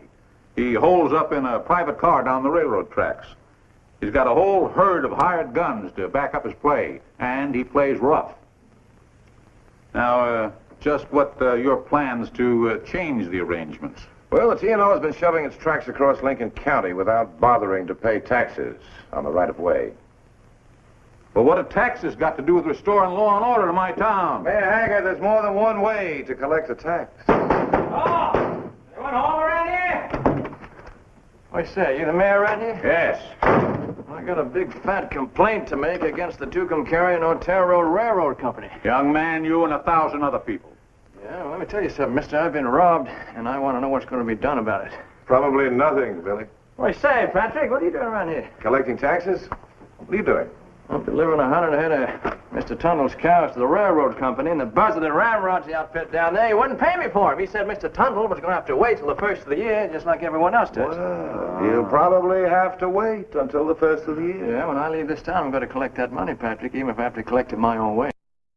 You collect it your way, there'll be some bounty hunters collecting you.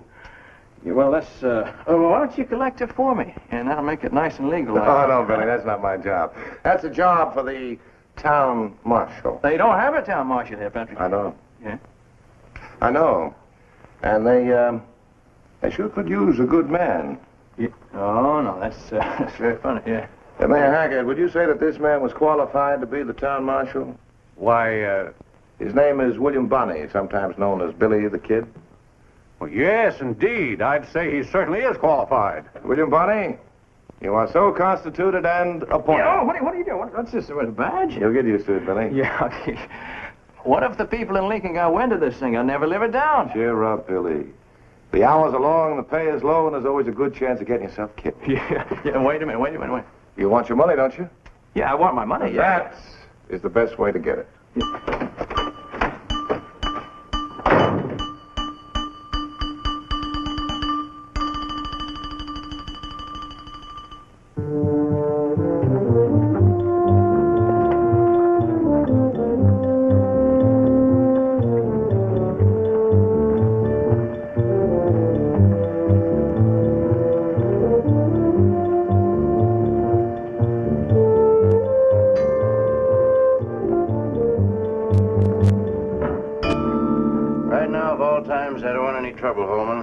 know that. Tomorrow, the first train makes the maiden run to El Paso. She's got to be on time. The whole contract depends on it. Mr. Fallon? Who the devil are you? My name's Pat Garrett. I'm the sheriff of Lincoln County. What do you want? Well, it's a little matter of a tax bill, Mr. Fallon. The T&O Railroad owes the county of Lincoln $8,342.06. And you're here to collect it? That's right. Lincoln County will be lucky if it collects the 6 cents. Is that a refusal to pay, Mr. Fallon? The T&O Railroad always pays its debts when it gets ready to. When's that? Maybe the end of the year, maybe next year. Not good enough, Mr. Fallon.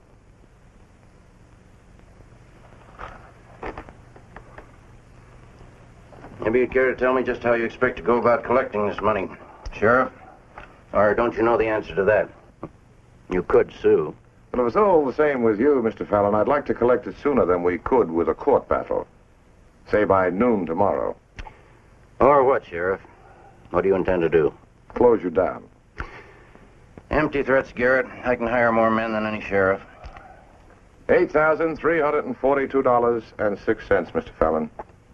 Noon tomorrow. Get out. You're spoiling my appetite.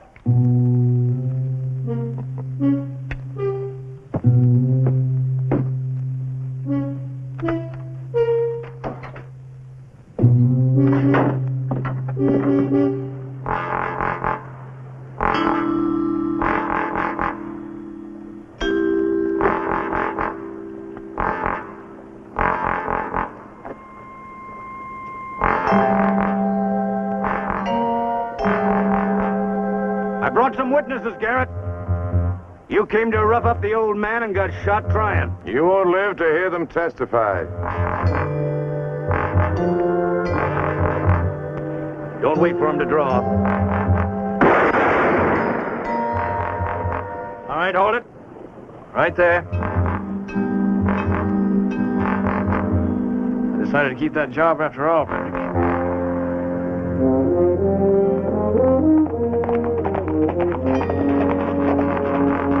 See, Billy, before we get back into town, I want to have a talk with you. What's on your mind? I'm taking on a fight with the railroad. They won't quit until they're on their knees.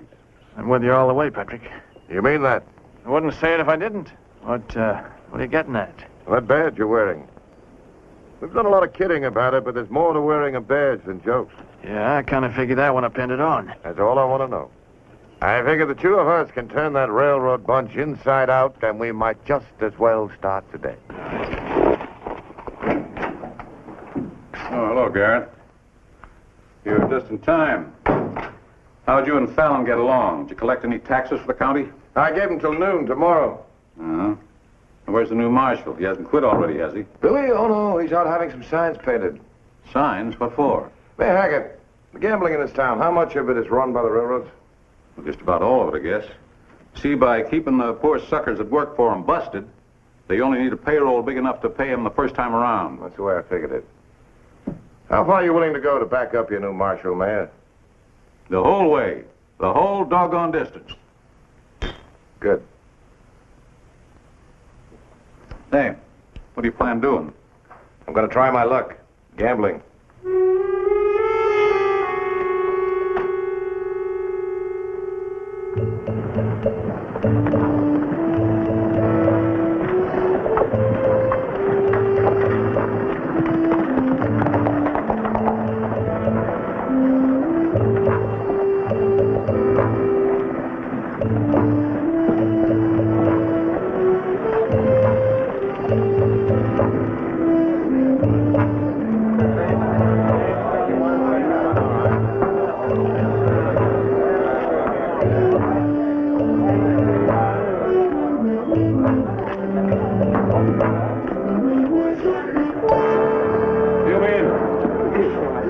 Sorry, the game is closed.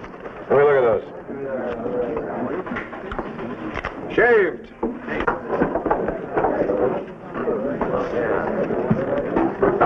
What else is rigged around here? Weighted.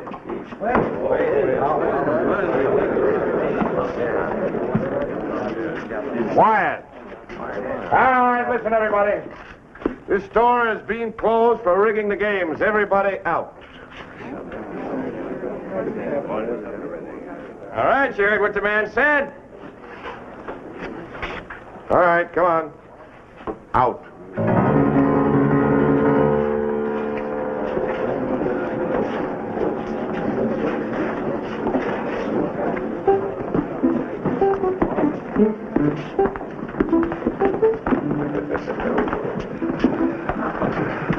How's your hammer in hand holding out, Marshal? It's all right, it's all right. Let's go.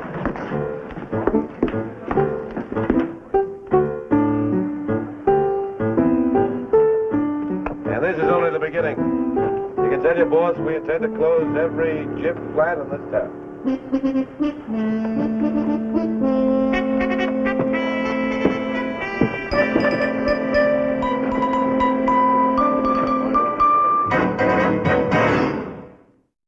Already made monkeys out of you, and there's only 2 of them. Yeah, 2 of the fastest guns in the country. I'm paying for results, not excuses. I want those saloons open and back in business inside an hour. Well, you heard what he said. You coming, Holman? Later, fella.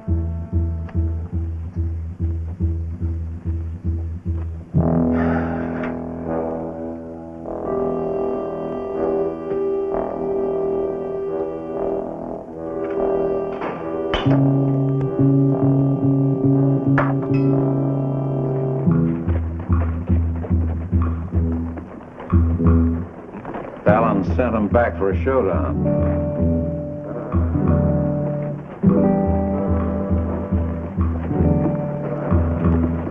Come on, Billy.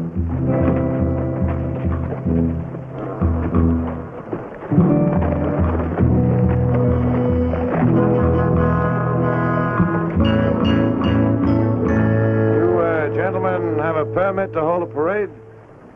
A what? You're under arrest for holding a parade without a permit.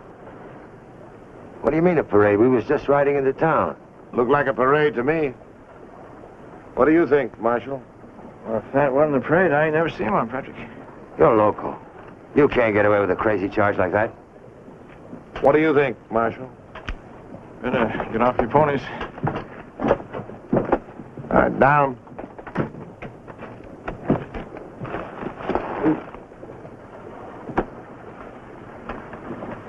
There's no workable jail in town. This'll have to do. Inside. All right.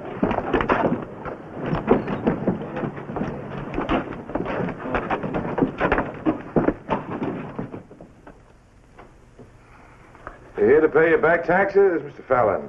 You know why I'm here. If my men aren't released at once, you're going to answer to the territorial legislature. If the T&O will pay the county what it owes it in back taxes, Mr. Fallon, I might drop the charges against your men. I got news for you. There's a circuit judge due in Honda tomorrow. I'll have my men out on a writ of habeas corpus, and the county can whistle for its tax money.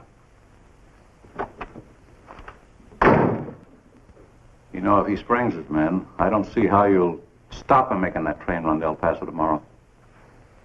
It all depends on making the right move, man.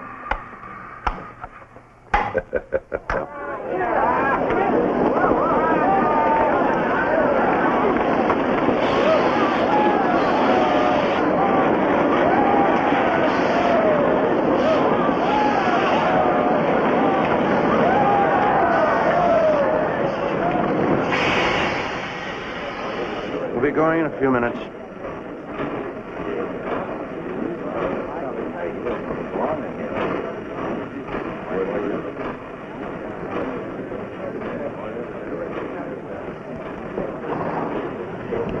$12, straight up.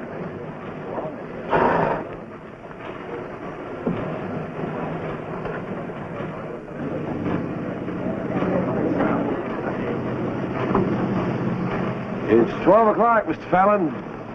So? The right-of-way taxes, remember?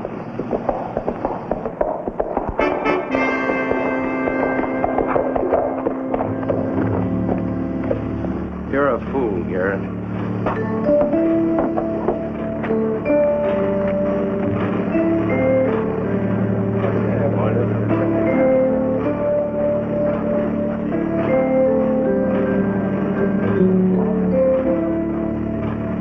Here it is, Mr. Fallon. Judge just signed it.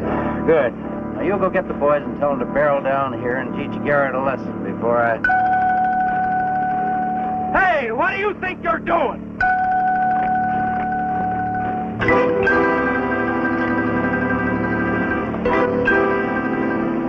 Take that chain off that wheel. Fallon, this engine has been impounded for back taxes. Get some men over here. Picks, crowbars. I wouldn't do that. You'd be destroying county property. You gonna let him get away with this?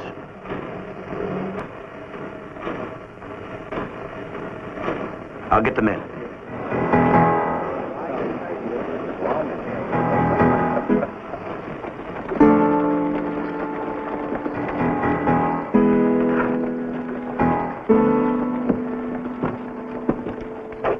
I got a writ of habeas corpus here. Said you gotta turn my men loose. Hurry up.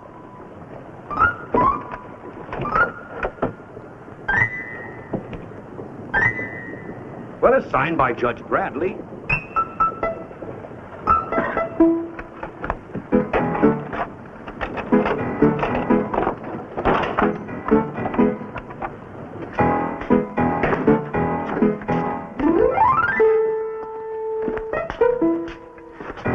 All right, wise guy, what's the big idea?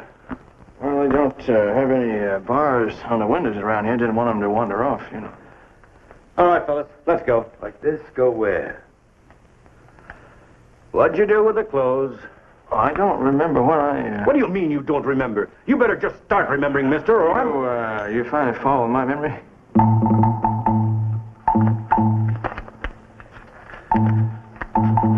You fool.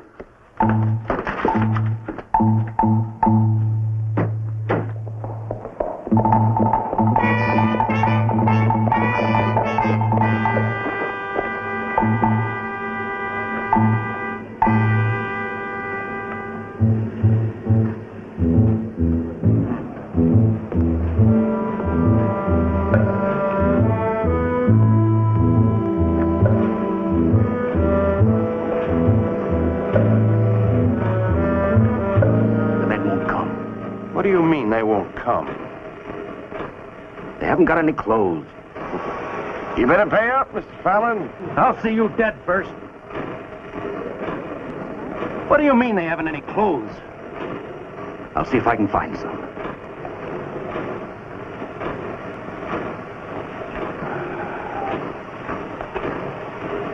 I underestimated you, Garrett. You got me over a barrel, and I know when I'm licked. Uh-huh. You hear what I said? You win. Now unlock that wheel. Where's the money, Mr. Fallon? I'll pay you when I get to El Paso. Now look, if you don't take my word for this...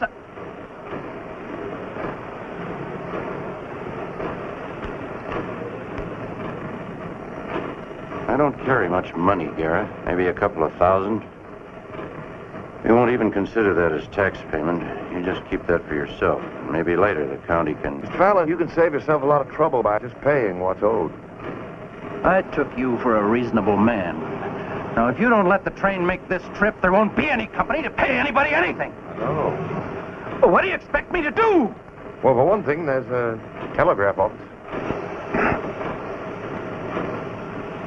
All right, now telegraph the home company. Tell them to deposit the money in the Cattleman's Bank in Santa Fe.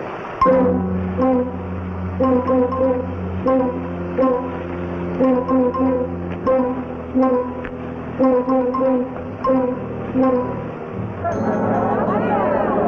it is, Garrett. Oh, here he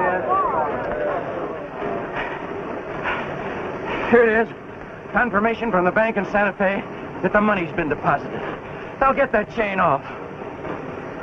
Come from the Cattleman's Bank, man? It sure did, Garrett. Hurry up, will you?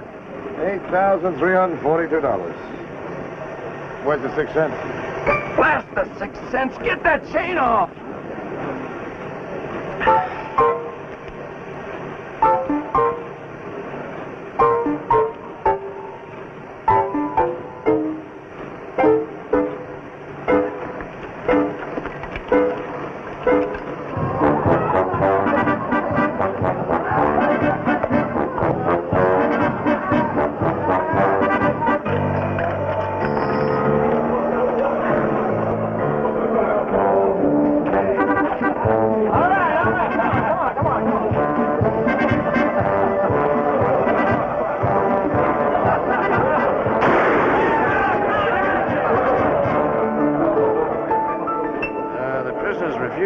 vacate the jail after being released, sir. Had to force him. Marshal, I'm glad you're here. Mr. Fallon has a couple of $1,000 he'd like to pay you for Mr. Tundle's cattle.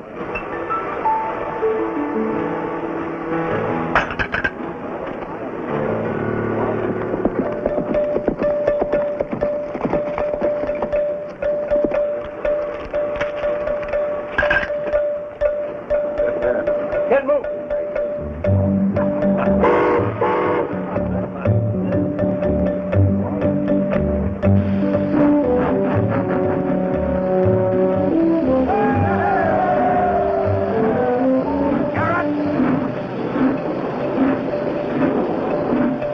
Just make sure that our paths never cross.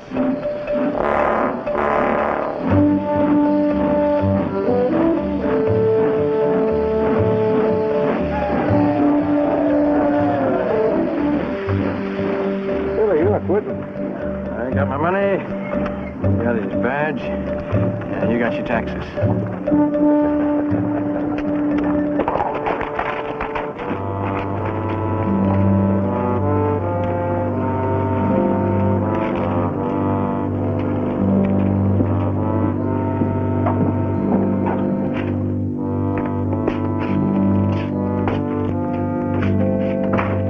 All right, Billy, what do you want to talk about? You change your mind about that job?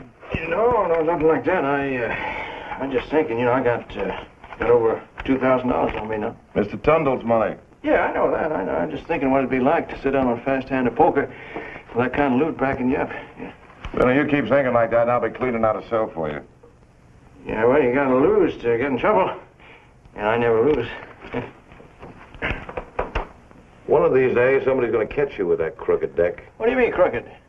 It's marked, plainer than the road from here to Santa Fe. Oh, you know darn well that ain't true, Patrick. But if you spread that around, I just might be forced to live on that 40 a month Tundle pays me. Billy, I've got work to do. Why don't you cut out for home? And don't get mixed up in any card games here in town. If I so much as see you near one of those saloons, I'll lock you out. No, I ain't gonna hang around, Patrick. See what I was getting at? I got $2,000 right now, and you got that $8,000 from the tax money. And, Billy. Yeah, no, it's fine. It's just a little rip-roaring card game, see? And I'd even be willing to lend you my own deck. And in a couple hours, Patrick, we might even get stakes for our own little ranch. Yeah, all right. Some men just don't want to get rich.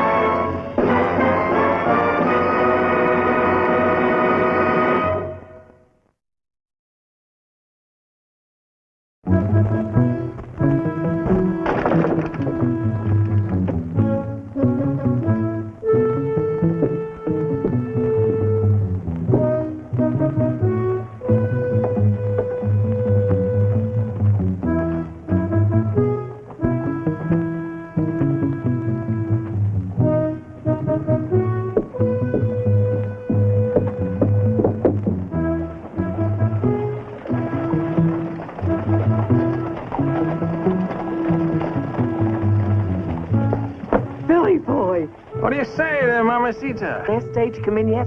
Yeah, I guess so. How you doing, all right? Fine.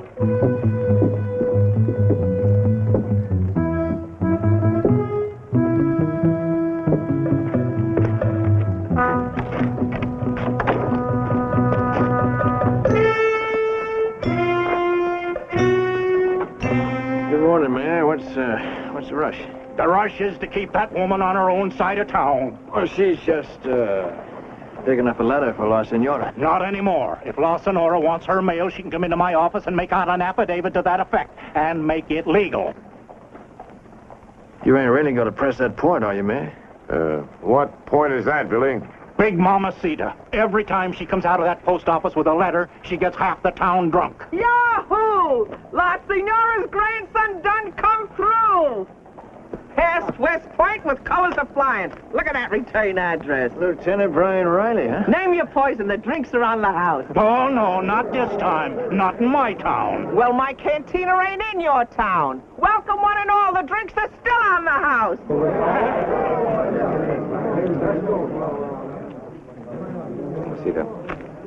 Your cantina's in my county. Give me a break, huh? General Lew Wallace will be passing through here in a few days. And while he's here, I'd kind of like some peace and quiet.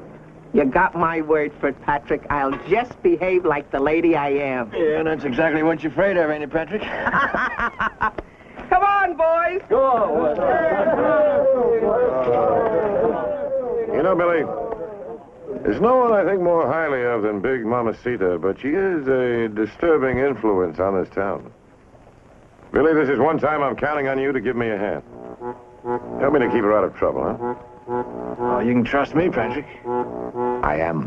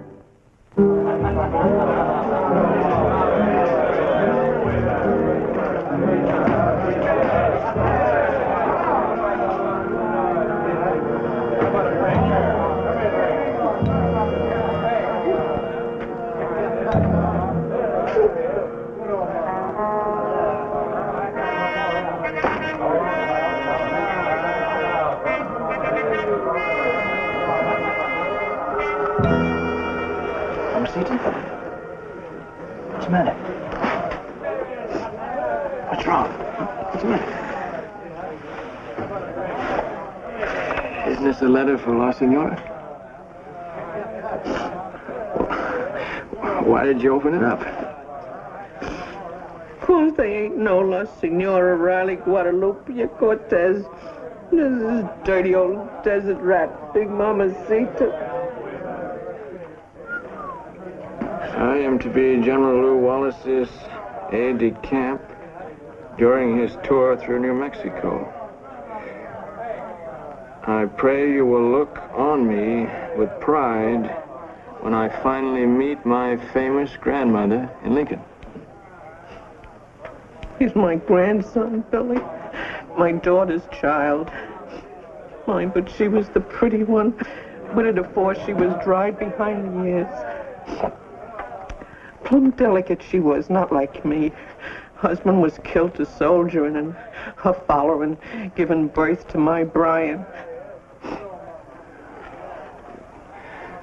Well, why? I mean... All the lies? You think I wanted them to know what kind of a life his grandma was living? That the money I was sending came from a broken-down old saloon? No, sir.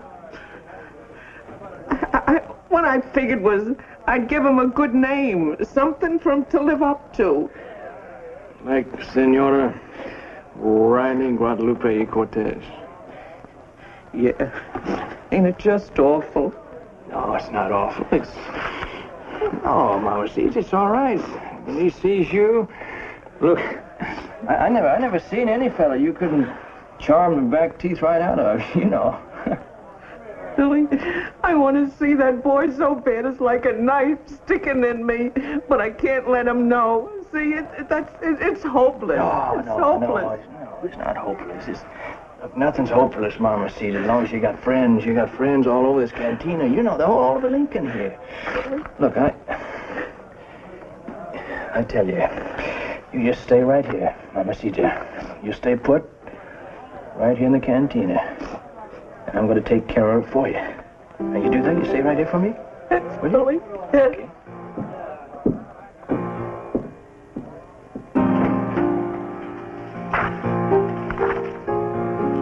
Close the door, Billy.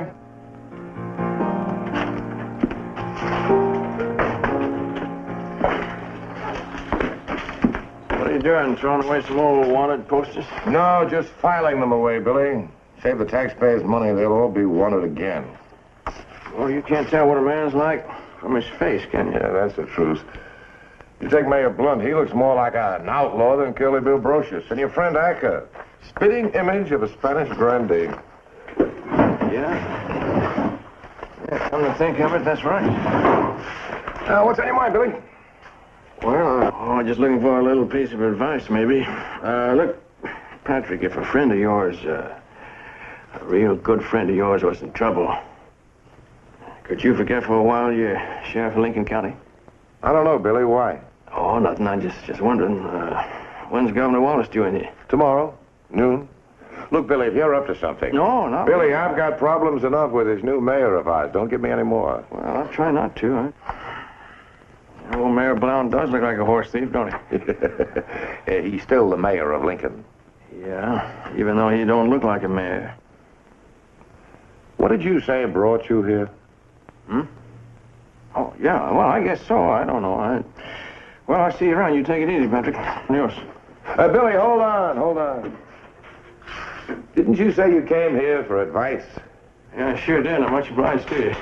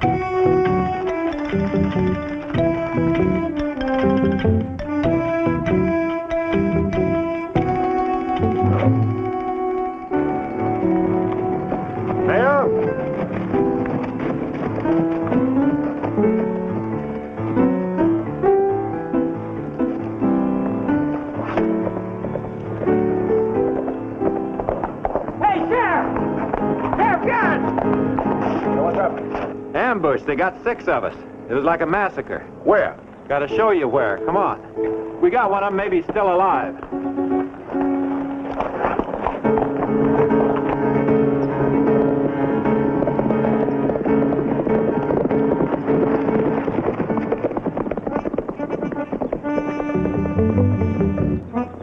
Good luck.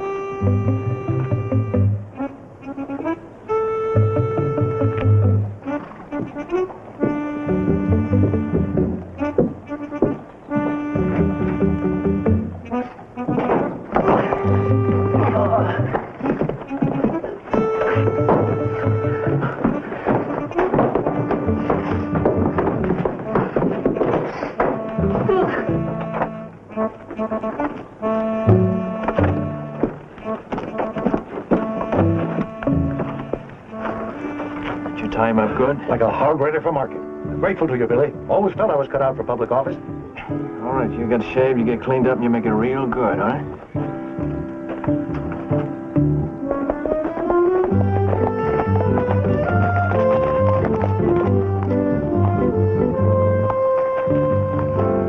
You ain't halfway there, Sheriff. As far as I'm riding on a wild goose chase. It's too hot to play games. But, Sheriff... Look, you can wear yourself out to please Billy. No reason for us both to. Sheriff? Relax. I went along with the joke, didn't I? I bought that catsup on your sleeve, that awful story you told me. But I don't have to ride 20 miles just to oblige Billy. You mean... you knew? Well, I have no mamacita just as long as Billy has. If she's trying to work out something to help her, well, all right with me. I'll go along with him. Up to a point. But it had better work.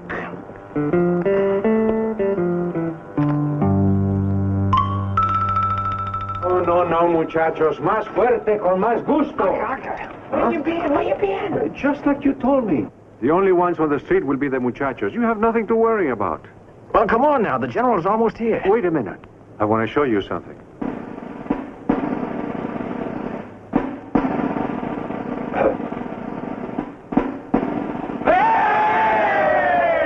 Come on, Arca. The general's almost here now. Come on. Bueno. Vamos. Síganlo. Adelante.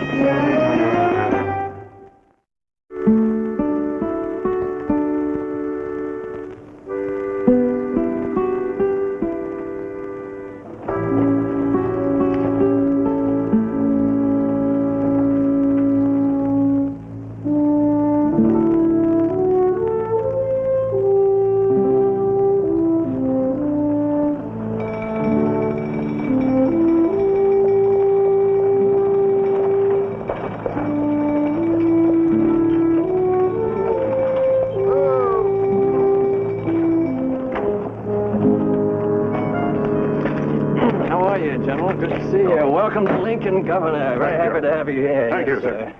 Well, the town seems mighty deserted for a county seat. Yes, sir. Everyone went out on the sheriff's posse this morning. My name's William Barney, Governor. I'm very happy to know you. I'm holding down the fort here until Sheriff Garrett gets back, you know.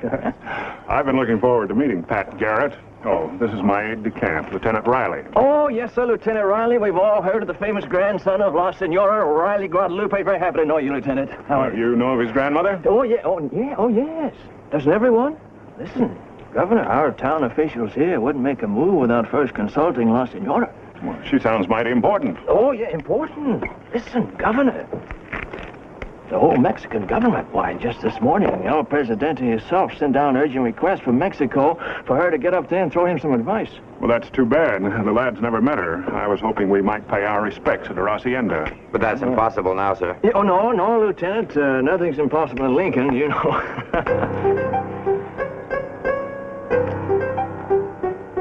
That's a fine-looking man. Your mayor? Yes, sir. He's our mayor here. Would you like to meet him? Yes, I would. Governor, Mayor Skurlock. My honor, sir. Pleasure.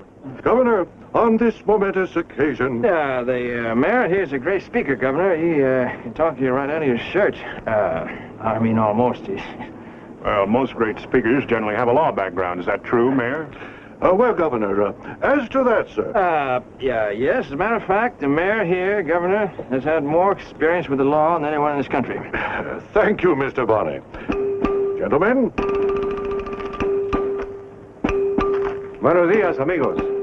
Welcome to the Gobernador de Nuevo Mexico, General Wallace.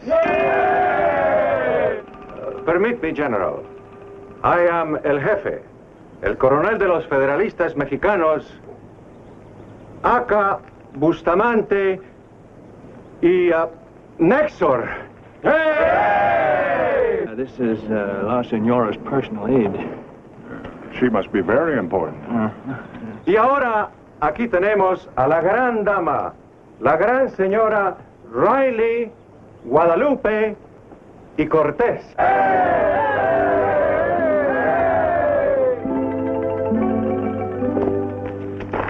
Senora, I'd like for you to know the governor of New Mexico Territory, General Lew Wallace. Senora, this is an unexpected pleasure, especially for your grandson. Brian, is it really you? Yes, ma'am. Well, aren't you going to kiss your poor old grandma? I hope you're not disappointed in the lad. Oh, how could I be? With him starting out hobnobbing with generals. Pardon me, but is it possible that we've met before? I've been away from the army too long, I reckon. Forgot how romantic you fellas is. It's getting late, Senora. You misunderstand my meaning, madame. Senora, I think you'd better go to Mexico right away. That meeting with El Presidente, you know. Oh, Billy, watch your hurry. Give me some time with Billy, watch your hurry. Oh, hello, Patrick. Just as surprised as we are. I'm just telling the governor here that... General? Well, Billy, do the honors. I've never met the Senora Riley Guadalupe Cortez. I've been looking forward to it. Help! Sheriff Garrett! Help! Help! Help! That's them, Sheriff Garrett. They're kidnappers, imposters. They stole my clothes. Give me back my hat. Sheriff, arrest them. I'm sorry, Billy, but I'm afraid that blows it sky high. You're all under arrest. Sheriff, what's the meaning of this? General, my apologies. It looks like you've been had.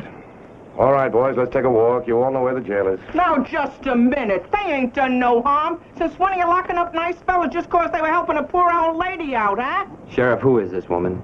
She's a saloon keeper, that's who she is. She runs a hangout for outlaws like them. Why did you lie about being my grandmother? I didn't lie about that.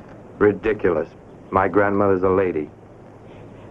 Maybe I ain't no La Senora, whatchamacallit, but that don't make me no less a lady. Besides, that's no way to talk to your own grandma. It can't. It can't be. You don't like that, huh, boy? Well, that's just fine with me. Fact is, I never did cotton to no officers know-how. I always did say a man didn't amount to much if and it took an act of Congress to make him a gentleman. Let's go, boys.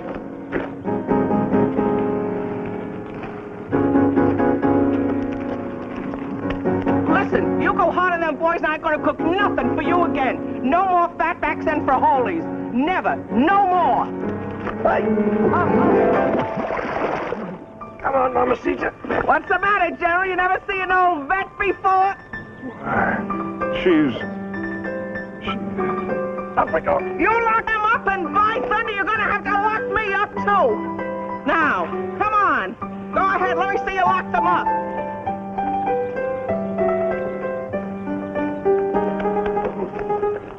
You mean she actually locked herself in the cell just to be with them? Another cup, General? No, After all, who can argue with her? She's mad enough at me as it is right now. Teniente Grande, the Great Western. It's hard to believe after all these years. Now, there it is, big as life, painted on that sign right outside the cantina. Did I hear somebody mention the cantina? Well, don't you worry, General Wallace. I'll take care of that den of thieves. You will, Mayor? Yes, sir. The first thing in the morning... Good morning, sir. Now stand at ease, lad. You're not at West Point now. Look here. That's my best. Lovely. Well, Sheriff, shall we proceed to the woman's cell? Good. Nothing like saving the taxpayers' money. You gonna use your power to pass sentence on her? She'll get everything that she deserves. Good. In that case, sir, please accept my resignation, effective immediately. Now, what for, lad? I cannot pose as an officer and a gentleman no more than my grandmother can pose as a lady. The Great Western was never a lady because she was too busy being a hero. And now, Mr. Mayor, if you'll be kind enough to lead the way, I'm going to accomplish something that the government's been trying to do for the last 32 years. Yes, sir.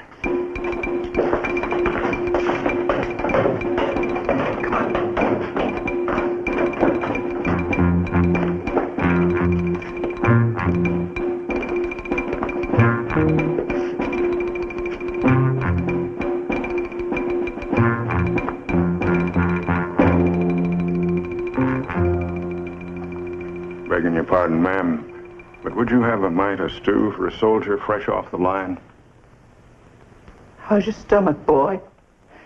Had to jack up this mulligan with some chopped iguana. The name's Lew Wallace, ma'am. Lieutenant, 1st Indiana Volunteers. The men told me you'd help any boy in trouble, even an officer. Nah, you ain't one of my boys. Got a thatch of gray hair there. You're an old man. I am now. But think back, Mamacita, like I did. It took seeing you splashed with mud to turn the trick for me. Then I remembered. So you was just a no-account volunteer like me, huh? The volunteer will stand at attention. Attention! Gentlemen, no veteran of the Mexican War can ever forget the bravery of this woman, known only to history as the Great Western. She did everything for us. She cooked for the officers, she traveled with the Army, she inspired and mothered the boys under fire. She even stopped a retreat. She knocked the dragoons from their horses with a frying pan and then sent them back into the lines with the courage to win the day. As territorial governor and general officer, I make the following decree. First, that the cantina, La Poniente Grande, be maintained permanently by this county as a token of esteem for this great hero. And second, that the Great Western accept this Medal of Honor, with my apologies, for it represents but a shadow of her glorious deeds.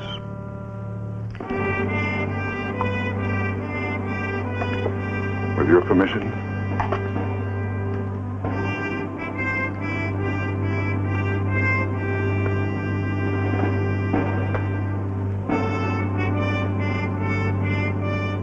It's been an honor, Madame. Is there anything further that I can do for you? You darn tootin' there is. Are you gonna make Pat Garrett keep those poor young fellas caged up in there just 'cause they was trying to help this hero old vet? Huh? Sheriff, I grant these men amnesty for what they've done. Lieutenant, do you act only on orders? I think you must have something to say.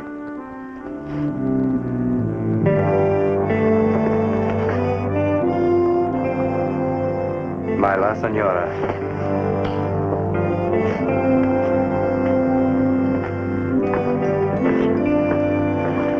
Well, you might as well let us out of here. Now, Patrick, now wait a minute. You can't do that. You got to let us out. Remember, the governor gave us all that amnesty. Yes, so he did, but that just freed you all on the previous charge. Previous? Yeah, but we all been right here ever since then. Violating County Ordinance 2, Section 3, Paragraph 4.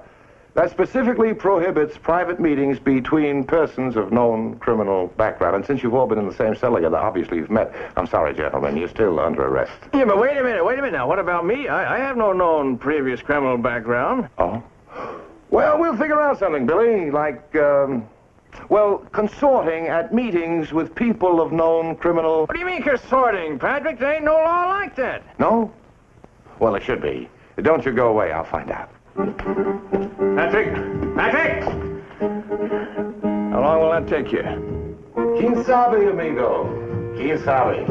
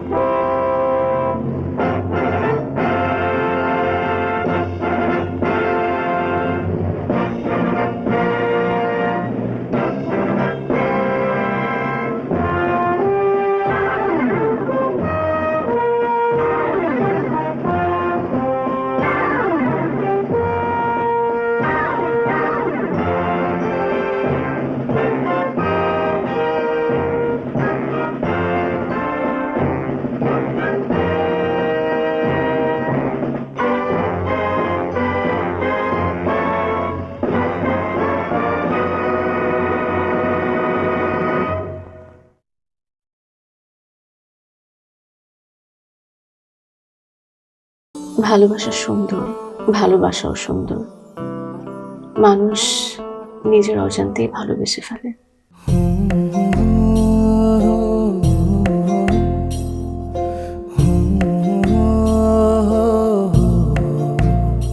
আমারও মনে হয় কি জানেন, আপনার আপনার মতো জানাশোনা কাউকে না আমার বিয়ে করা উচিত। এটা কি উপলক্ষে? ম্যাডাম ফুলটা গ্রহণ করুন, তারপরে বলতেছি। ভোটার আইডি কার্ডে যার স্বাক্ষরের জায়গায় টিপসই দেয় এখানে কেউ ডাক্তার। এই দুইজনের মধ্যে যে আগে ম্যাডামের মন জয় করতে পারবে ম্যাডাম তার। একদিন না দেখলে তোমায় বন্ধু আন্ধার লাগে সব, তোমার এই প্রেমে এমনই টান। রোগীদের তো ডক্টরের কাছে আসলে ব্যথা কমে যায়, আপনি তো উল্টো হলো কেন? আপনি কি একটু উল্টা? তোমায় ছাড়িয়া যাব মরিয়া, তোমায় ছাড়িয়া যাব মরিয়া, যেও না বন্ধু আমার ভুলিয়া ভুলিয়া। আমার মনে হয় আমার সমস্যা কপালে, ম্যাডাম আমার কপালে নেই, আমার কপালে আছে দাগ।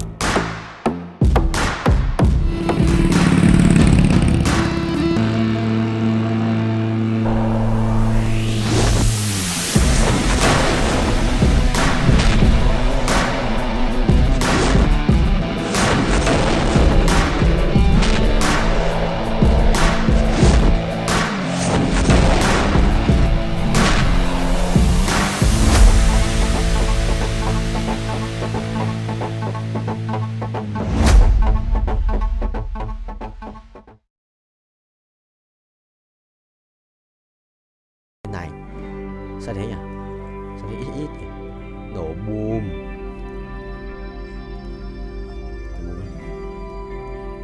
Chọn không mày? Chọn không? Không có rồi.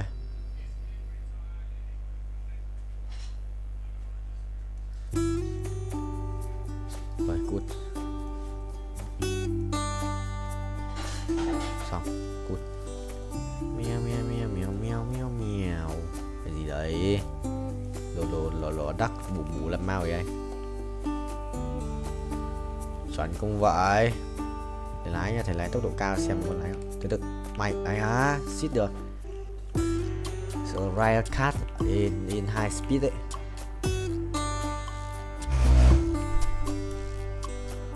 Chuẩn không? Hay á? Không được. Sửa tốc độ cao. Tốc độ cao đét mà. Rồi một lần, hai lần, lần thứ hai 300 lap à, 400 lap. Chuẩn không thầy? Chuẩn không? Chuẩn không?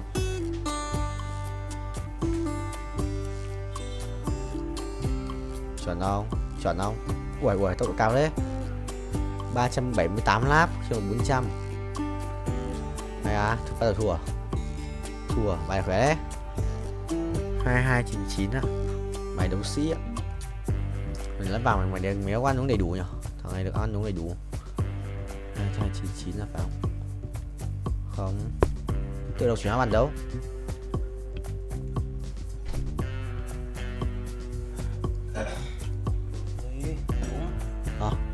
Đúng đi em. Đúng.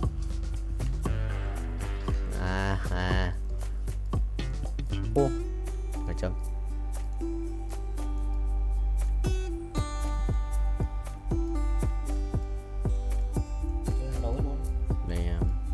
Full rồi. Không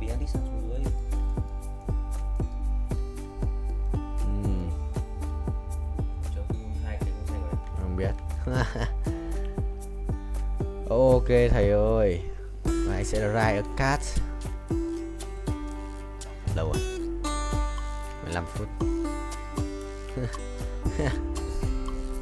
Well played bro. Mày lái luôn đấy, lái bình vua lái racing boy.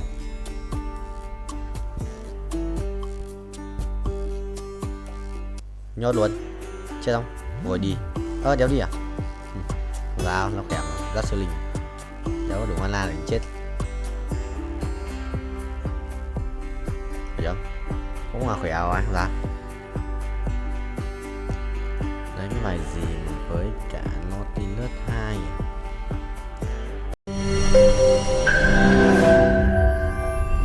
তোমাকে 15 লাখ টাকাই দিতে হবে। তুমি যদি দিতে না পারো তোমার বাবাকে কল দাও।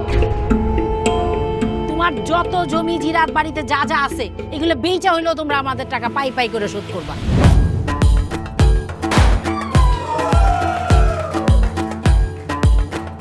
একটা ব্যাপার কি খেয়াল করছো, শহরে কিন্তু দুইটা রূপ, রাতের এক রূপ, দিনের আর এক। বেঁধেছি ঘর হৃদয়ের পর, গাঢ় সবুজ ওই গহীন বনে। আরে ব্রো, সবসময় চিল থাকতে হবে, কিচ্ছু মাথায় নেওয়া যাবে না। ভালোবাসা হচ্ছে একজন আরেকজনের উপর ভরসা করে, একজন আরেকজনের হাতের উপর হাত রেখে এই জীবনটা কাটিয়ে দেয়। কিছু মানুষ এই রাত জেগে থাকে আর টাকার বিনিময়ে সুখ খুঁজে। বসুন। এখন তো সিরিয়াস হওয়া উচিত, তাই না? আমি তো কোথাও যাচ্ছি না পার্টি করতে, তুমি কেন যাচ্ছ? কেন বন্ধ করতে পারতেছো না বলো তো?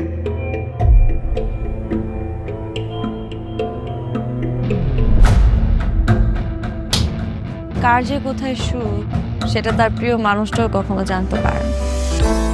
পাশাপাশি তবু যাচ্ছি বিপরীতে, কাছাকাছি তবু যাচ্ছি বহু দূরে।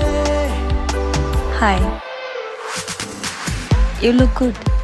Thank you.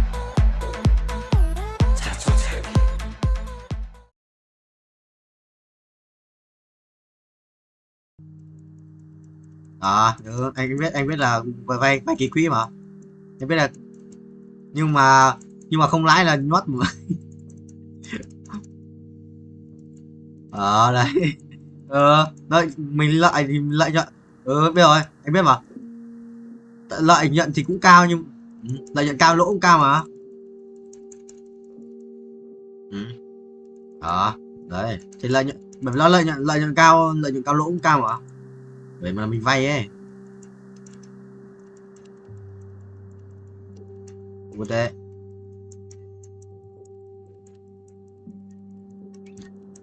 Được quá, giờ đó là Bitcoin đang dần lên tí rồi đấy. Được đấy.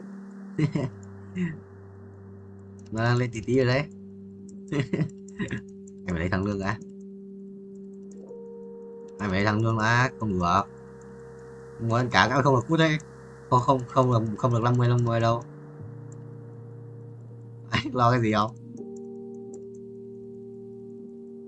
Lên nói, đang lên nói, không muộn, không kia 55 giờ 57 rồi. Sắp mà lên lại 70 thì tính. Và lên lại 70 thì bình ấy. Bây giờ mua từ bây giờ lên lại 70 giờ nhiều ấy.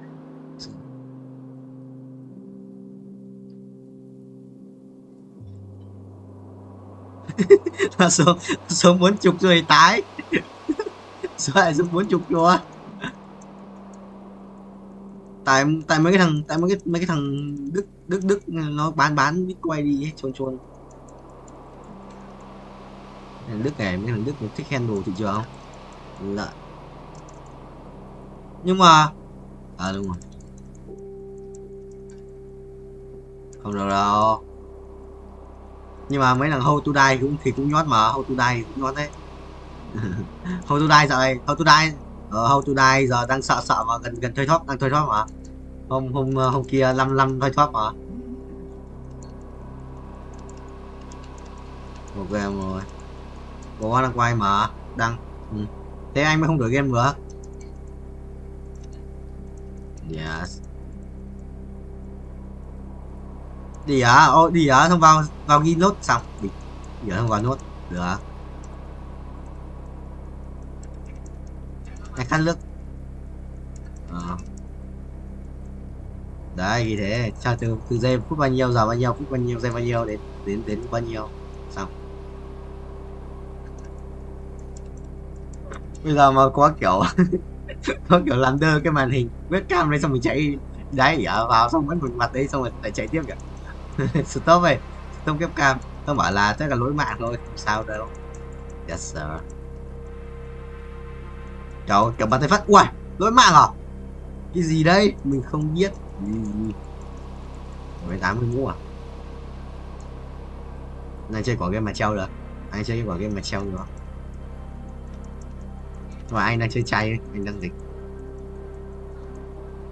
Launch into Space Simulator. Space Simulator. Là Vũ quay lại à? Vũ không chơi War Zero nữa à? Em kết bạn bằng Vũ mà. Tưởng em kết bạn bằng Vũ rồi. Được không?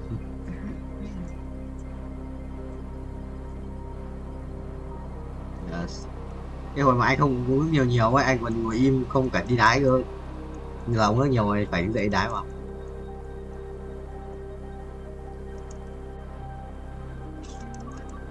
Có à.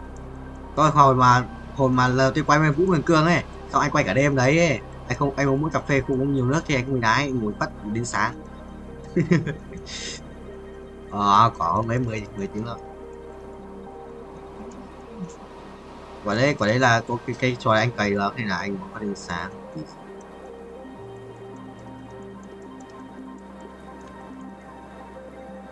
Gì broccoli mày grab. Rồi sẽ quen thôi. Không lắm rồi à.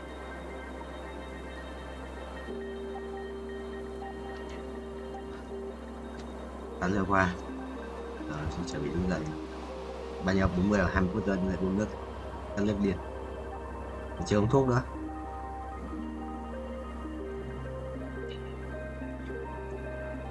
Yes. Quay nhiều khác quen mà. Rồi quay chán tiền. Sao mấy anh còn không biết đánh cờ ấy, anh cũng chơi cái gì khác ngoài Roblox đâu, chỉ chơi Roblox thôi. Có biết chơi cái gì đâu. Bây giờ như anh mà một trận 30 40 50 phút rồi, dễ. Từ lúc vào bài treo ví dụ mà cái game này nó bay được ấy. Giới hạn chơi một game mà tầm 10 đến 15 tiếng một game là chỉ được quay trong đấy là phải đổi game rồi cho nó bắt thế. Nó không cho quay một game quá nhiều ấy.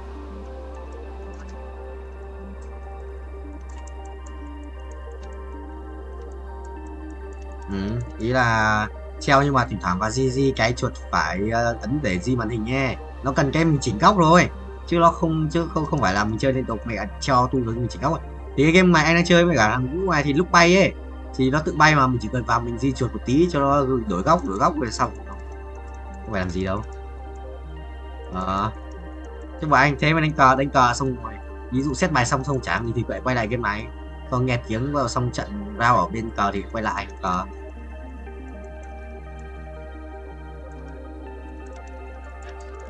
Phải thôi, phải lách thôi. Làm sao mà phải sao mà đứng được, làm sao mà chuẩn được, chuẩn chết, chuẩn mệt quỷ. Sao rồi còn bắt nói liên tục thế, bây giờ anh mà nói nhiều nói liên tục, quay gì cũng nói, không cái gì là không nói. Mới là nhiều béo vào anh nó quay cứ nói lắm thế. Phải nói lắm đấy. Phải nói lắm đấy. Không nói lắm không được đâu. Được rồi này, quay tiếp rồi luôn tiếp. Sự là không. Ôi giời ha. Đừng có check đồng hồ liên tục thì lâu mà check. Check liên tục mới được một tí thôi. Để cho bay được ngoài tay quá. Rồi cho bay được ngoài tay quá. Bay cho thầy đi. Rồi cứ việc cho mà bay.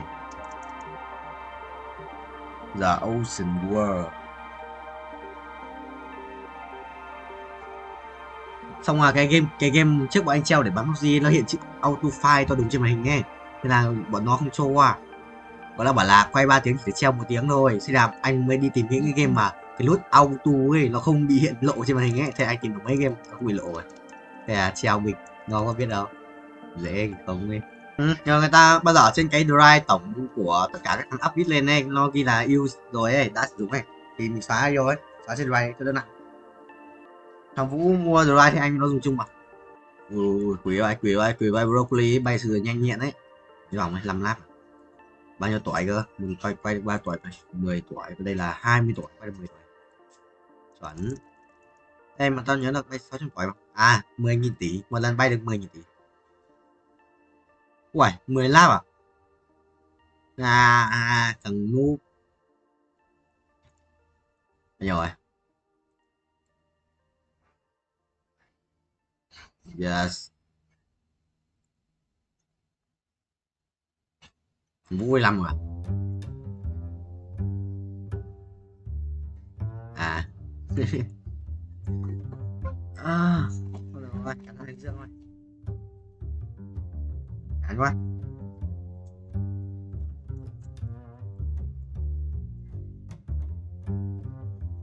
Này em Sam chỉnh chuẩn như vậy gì thằng kia nó không chỉnh à, thằng Tuấn nó không có chỉnh cho à chôn à. Trước của anh là nó vào nó xét cho anh mà vào nó vào gì nhỉ, team view xét.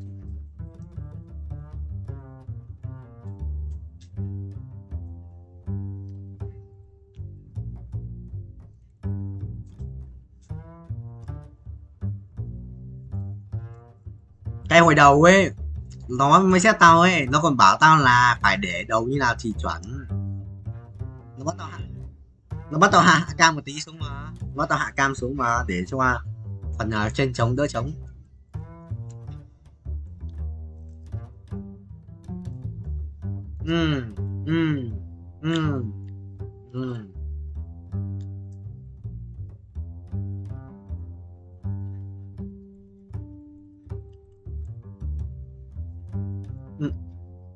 Quý nhỉ, em có setting rồi.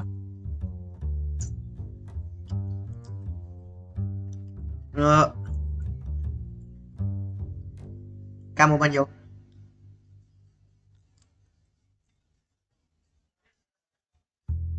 Gì đây, hơn 10 tiếng lại thế là quay 20 tiếng mới lời 2 lít chuẩn không phải, còn không phải được tốt. Báo mẹ tuần 15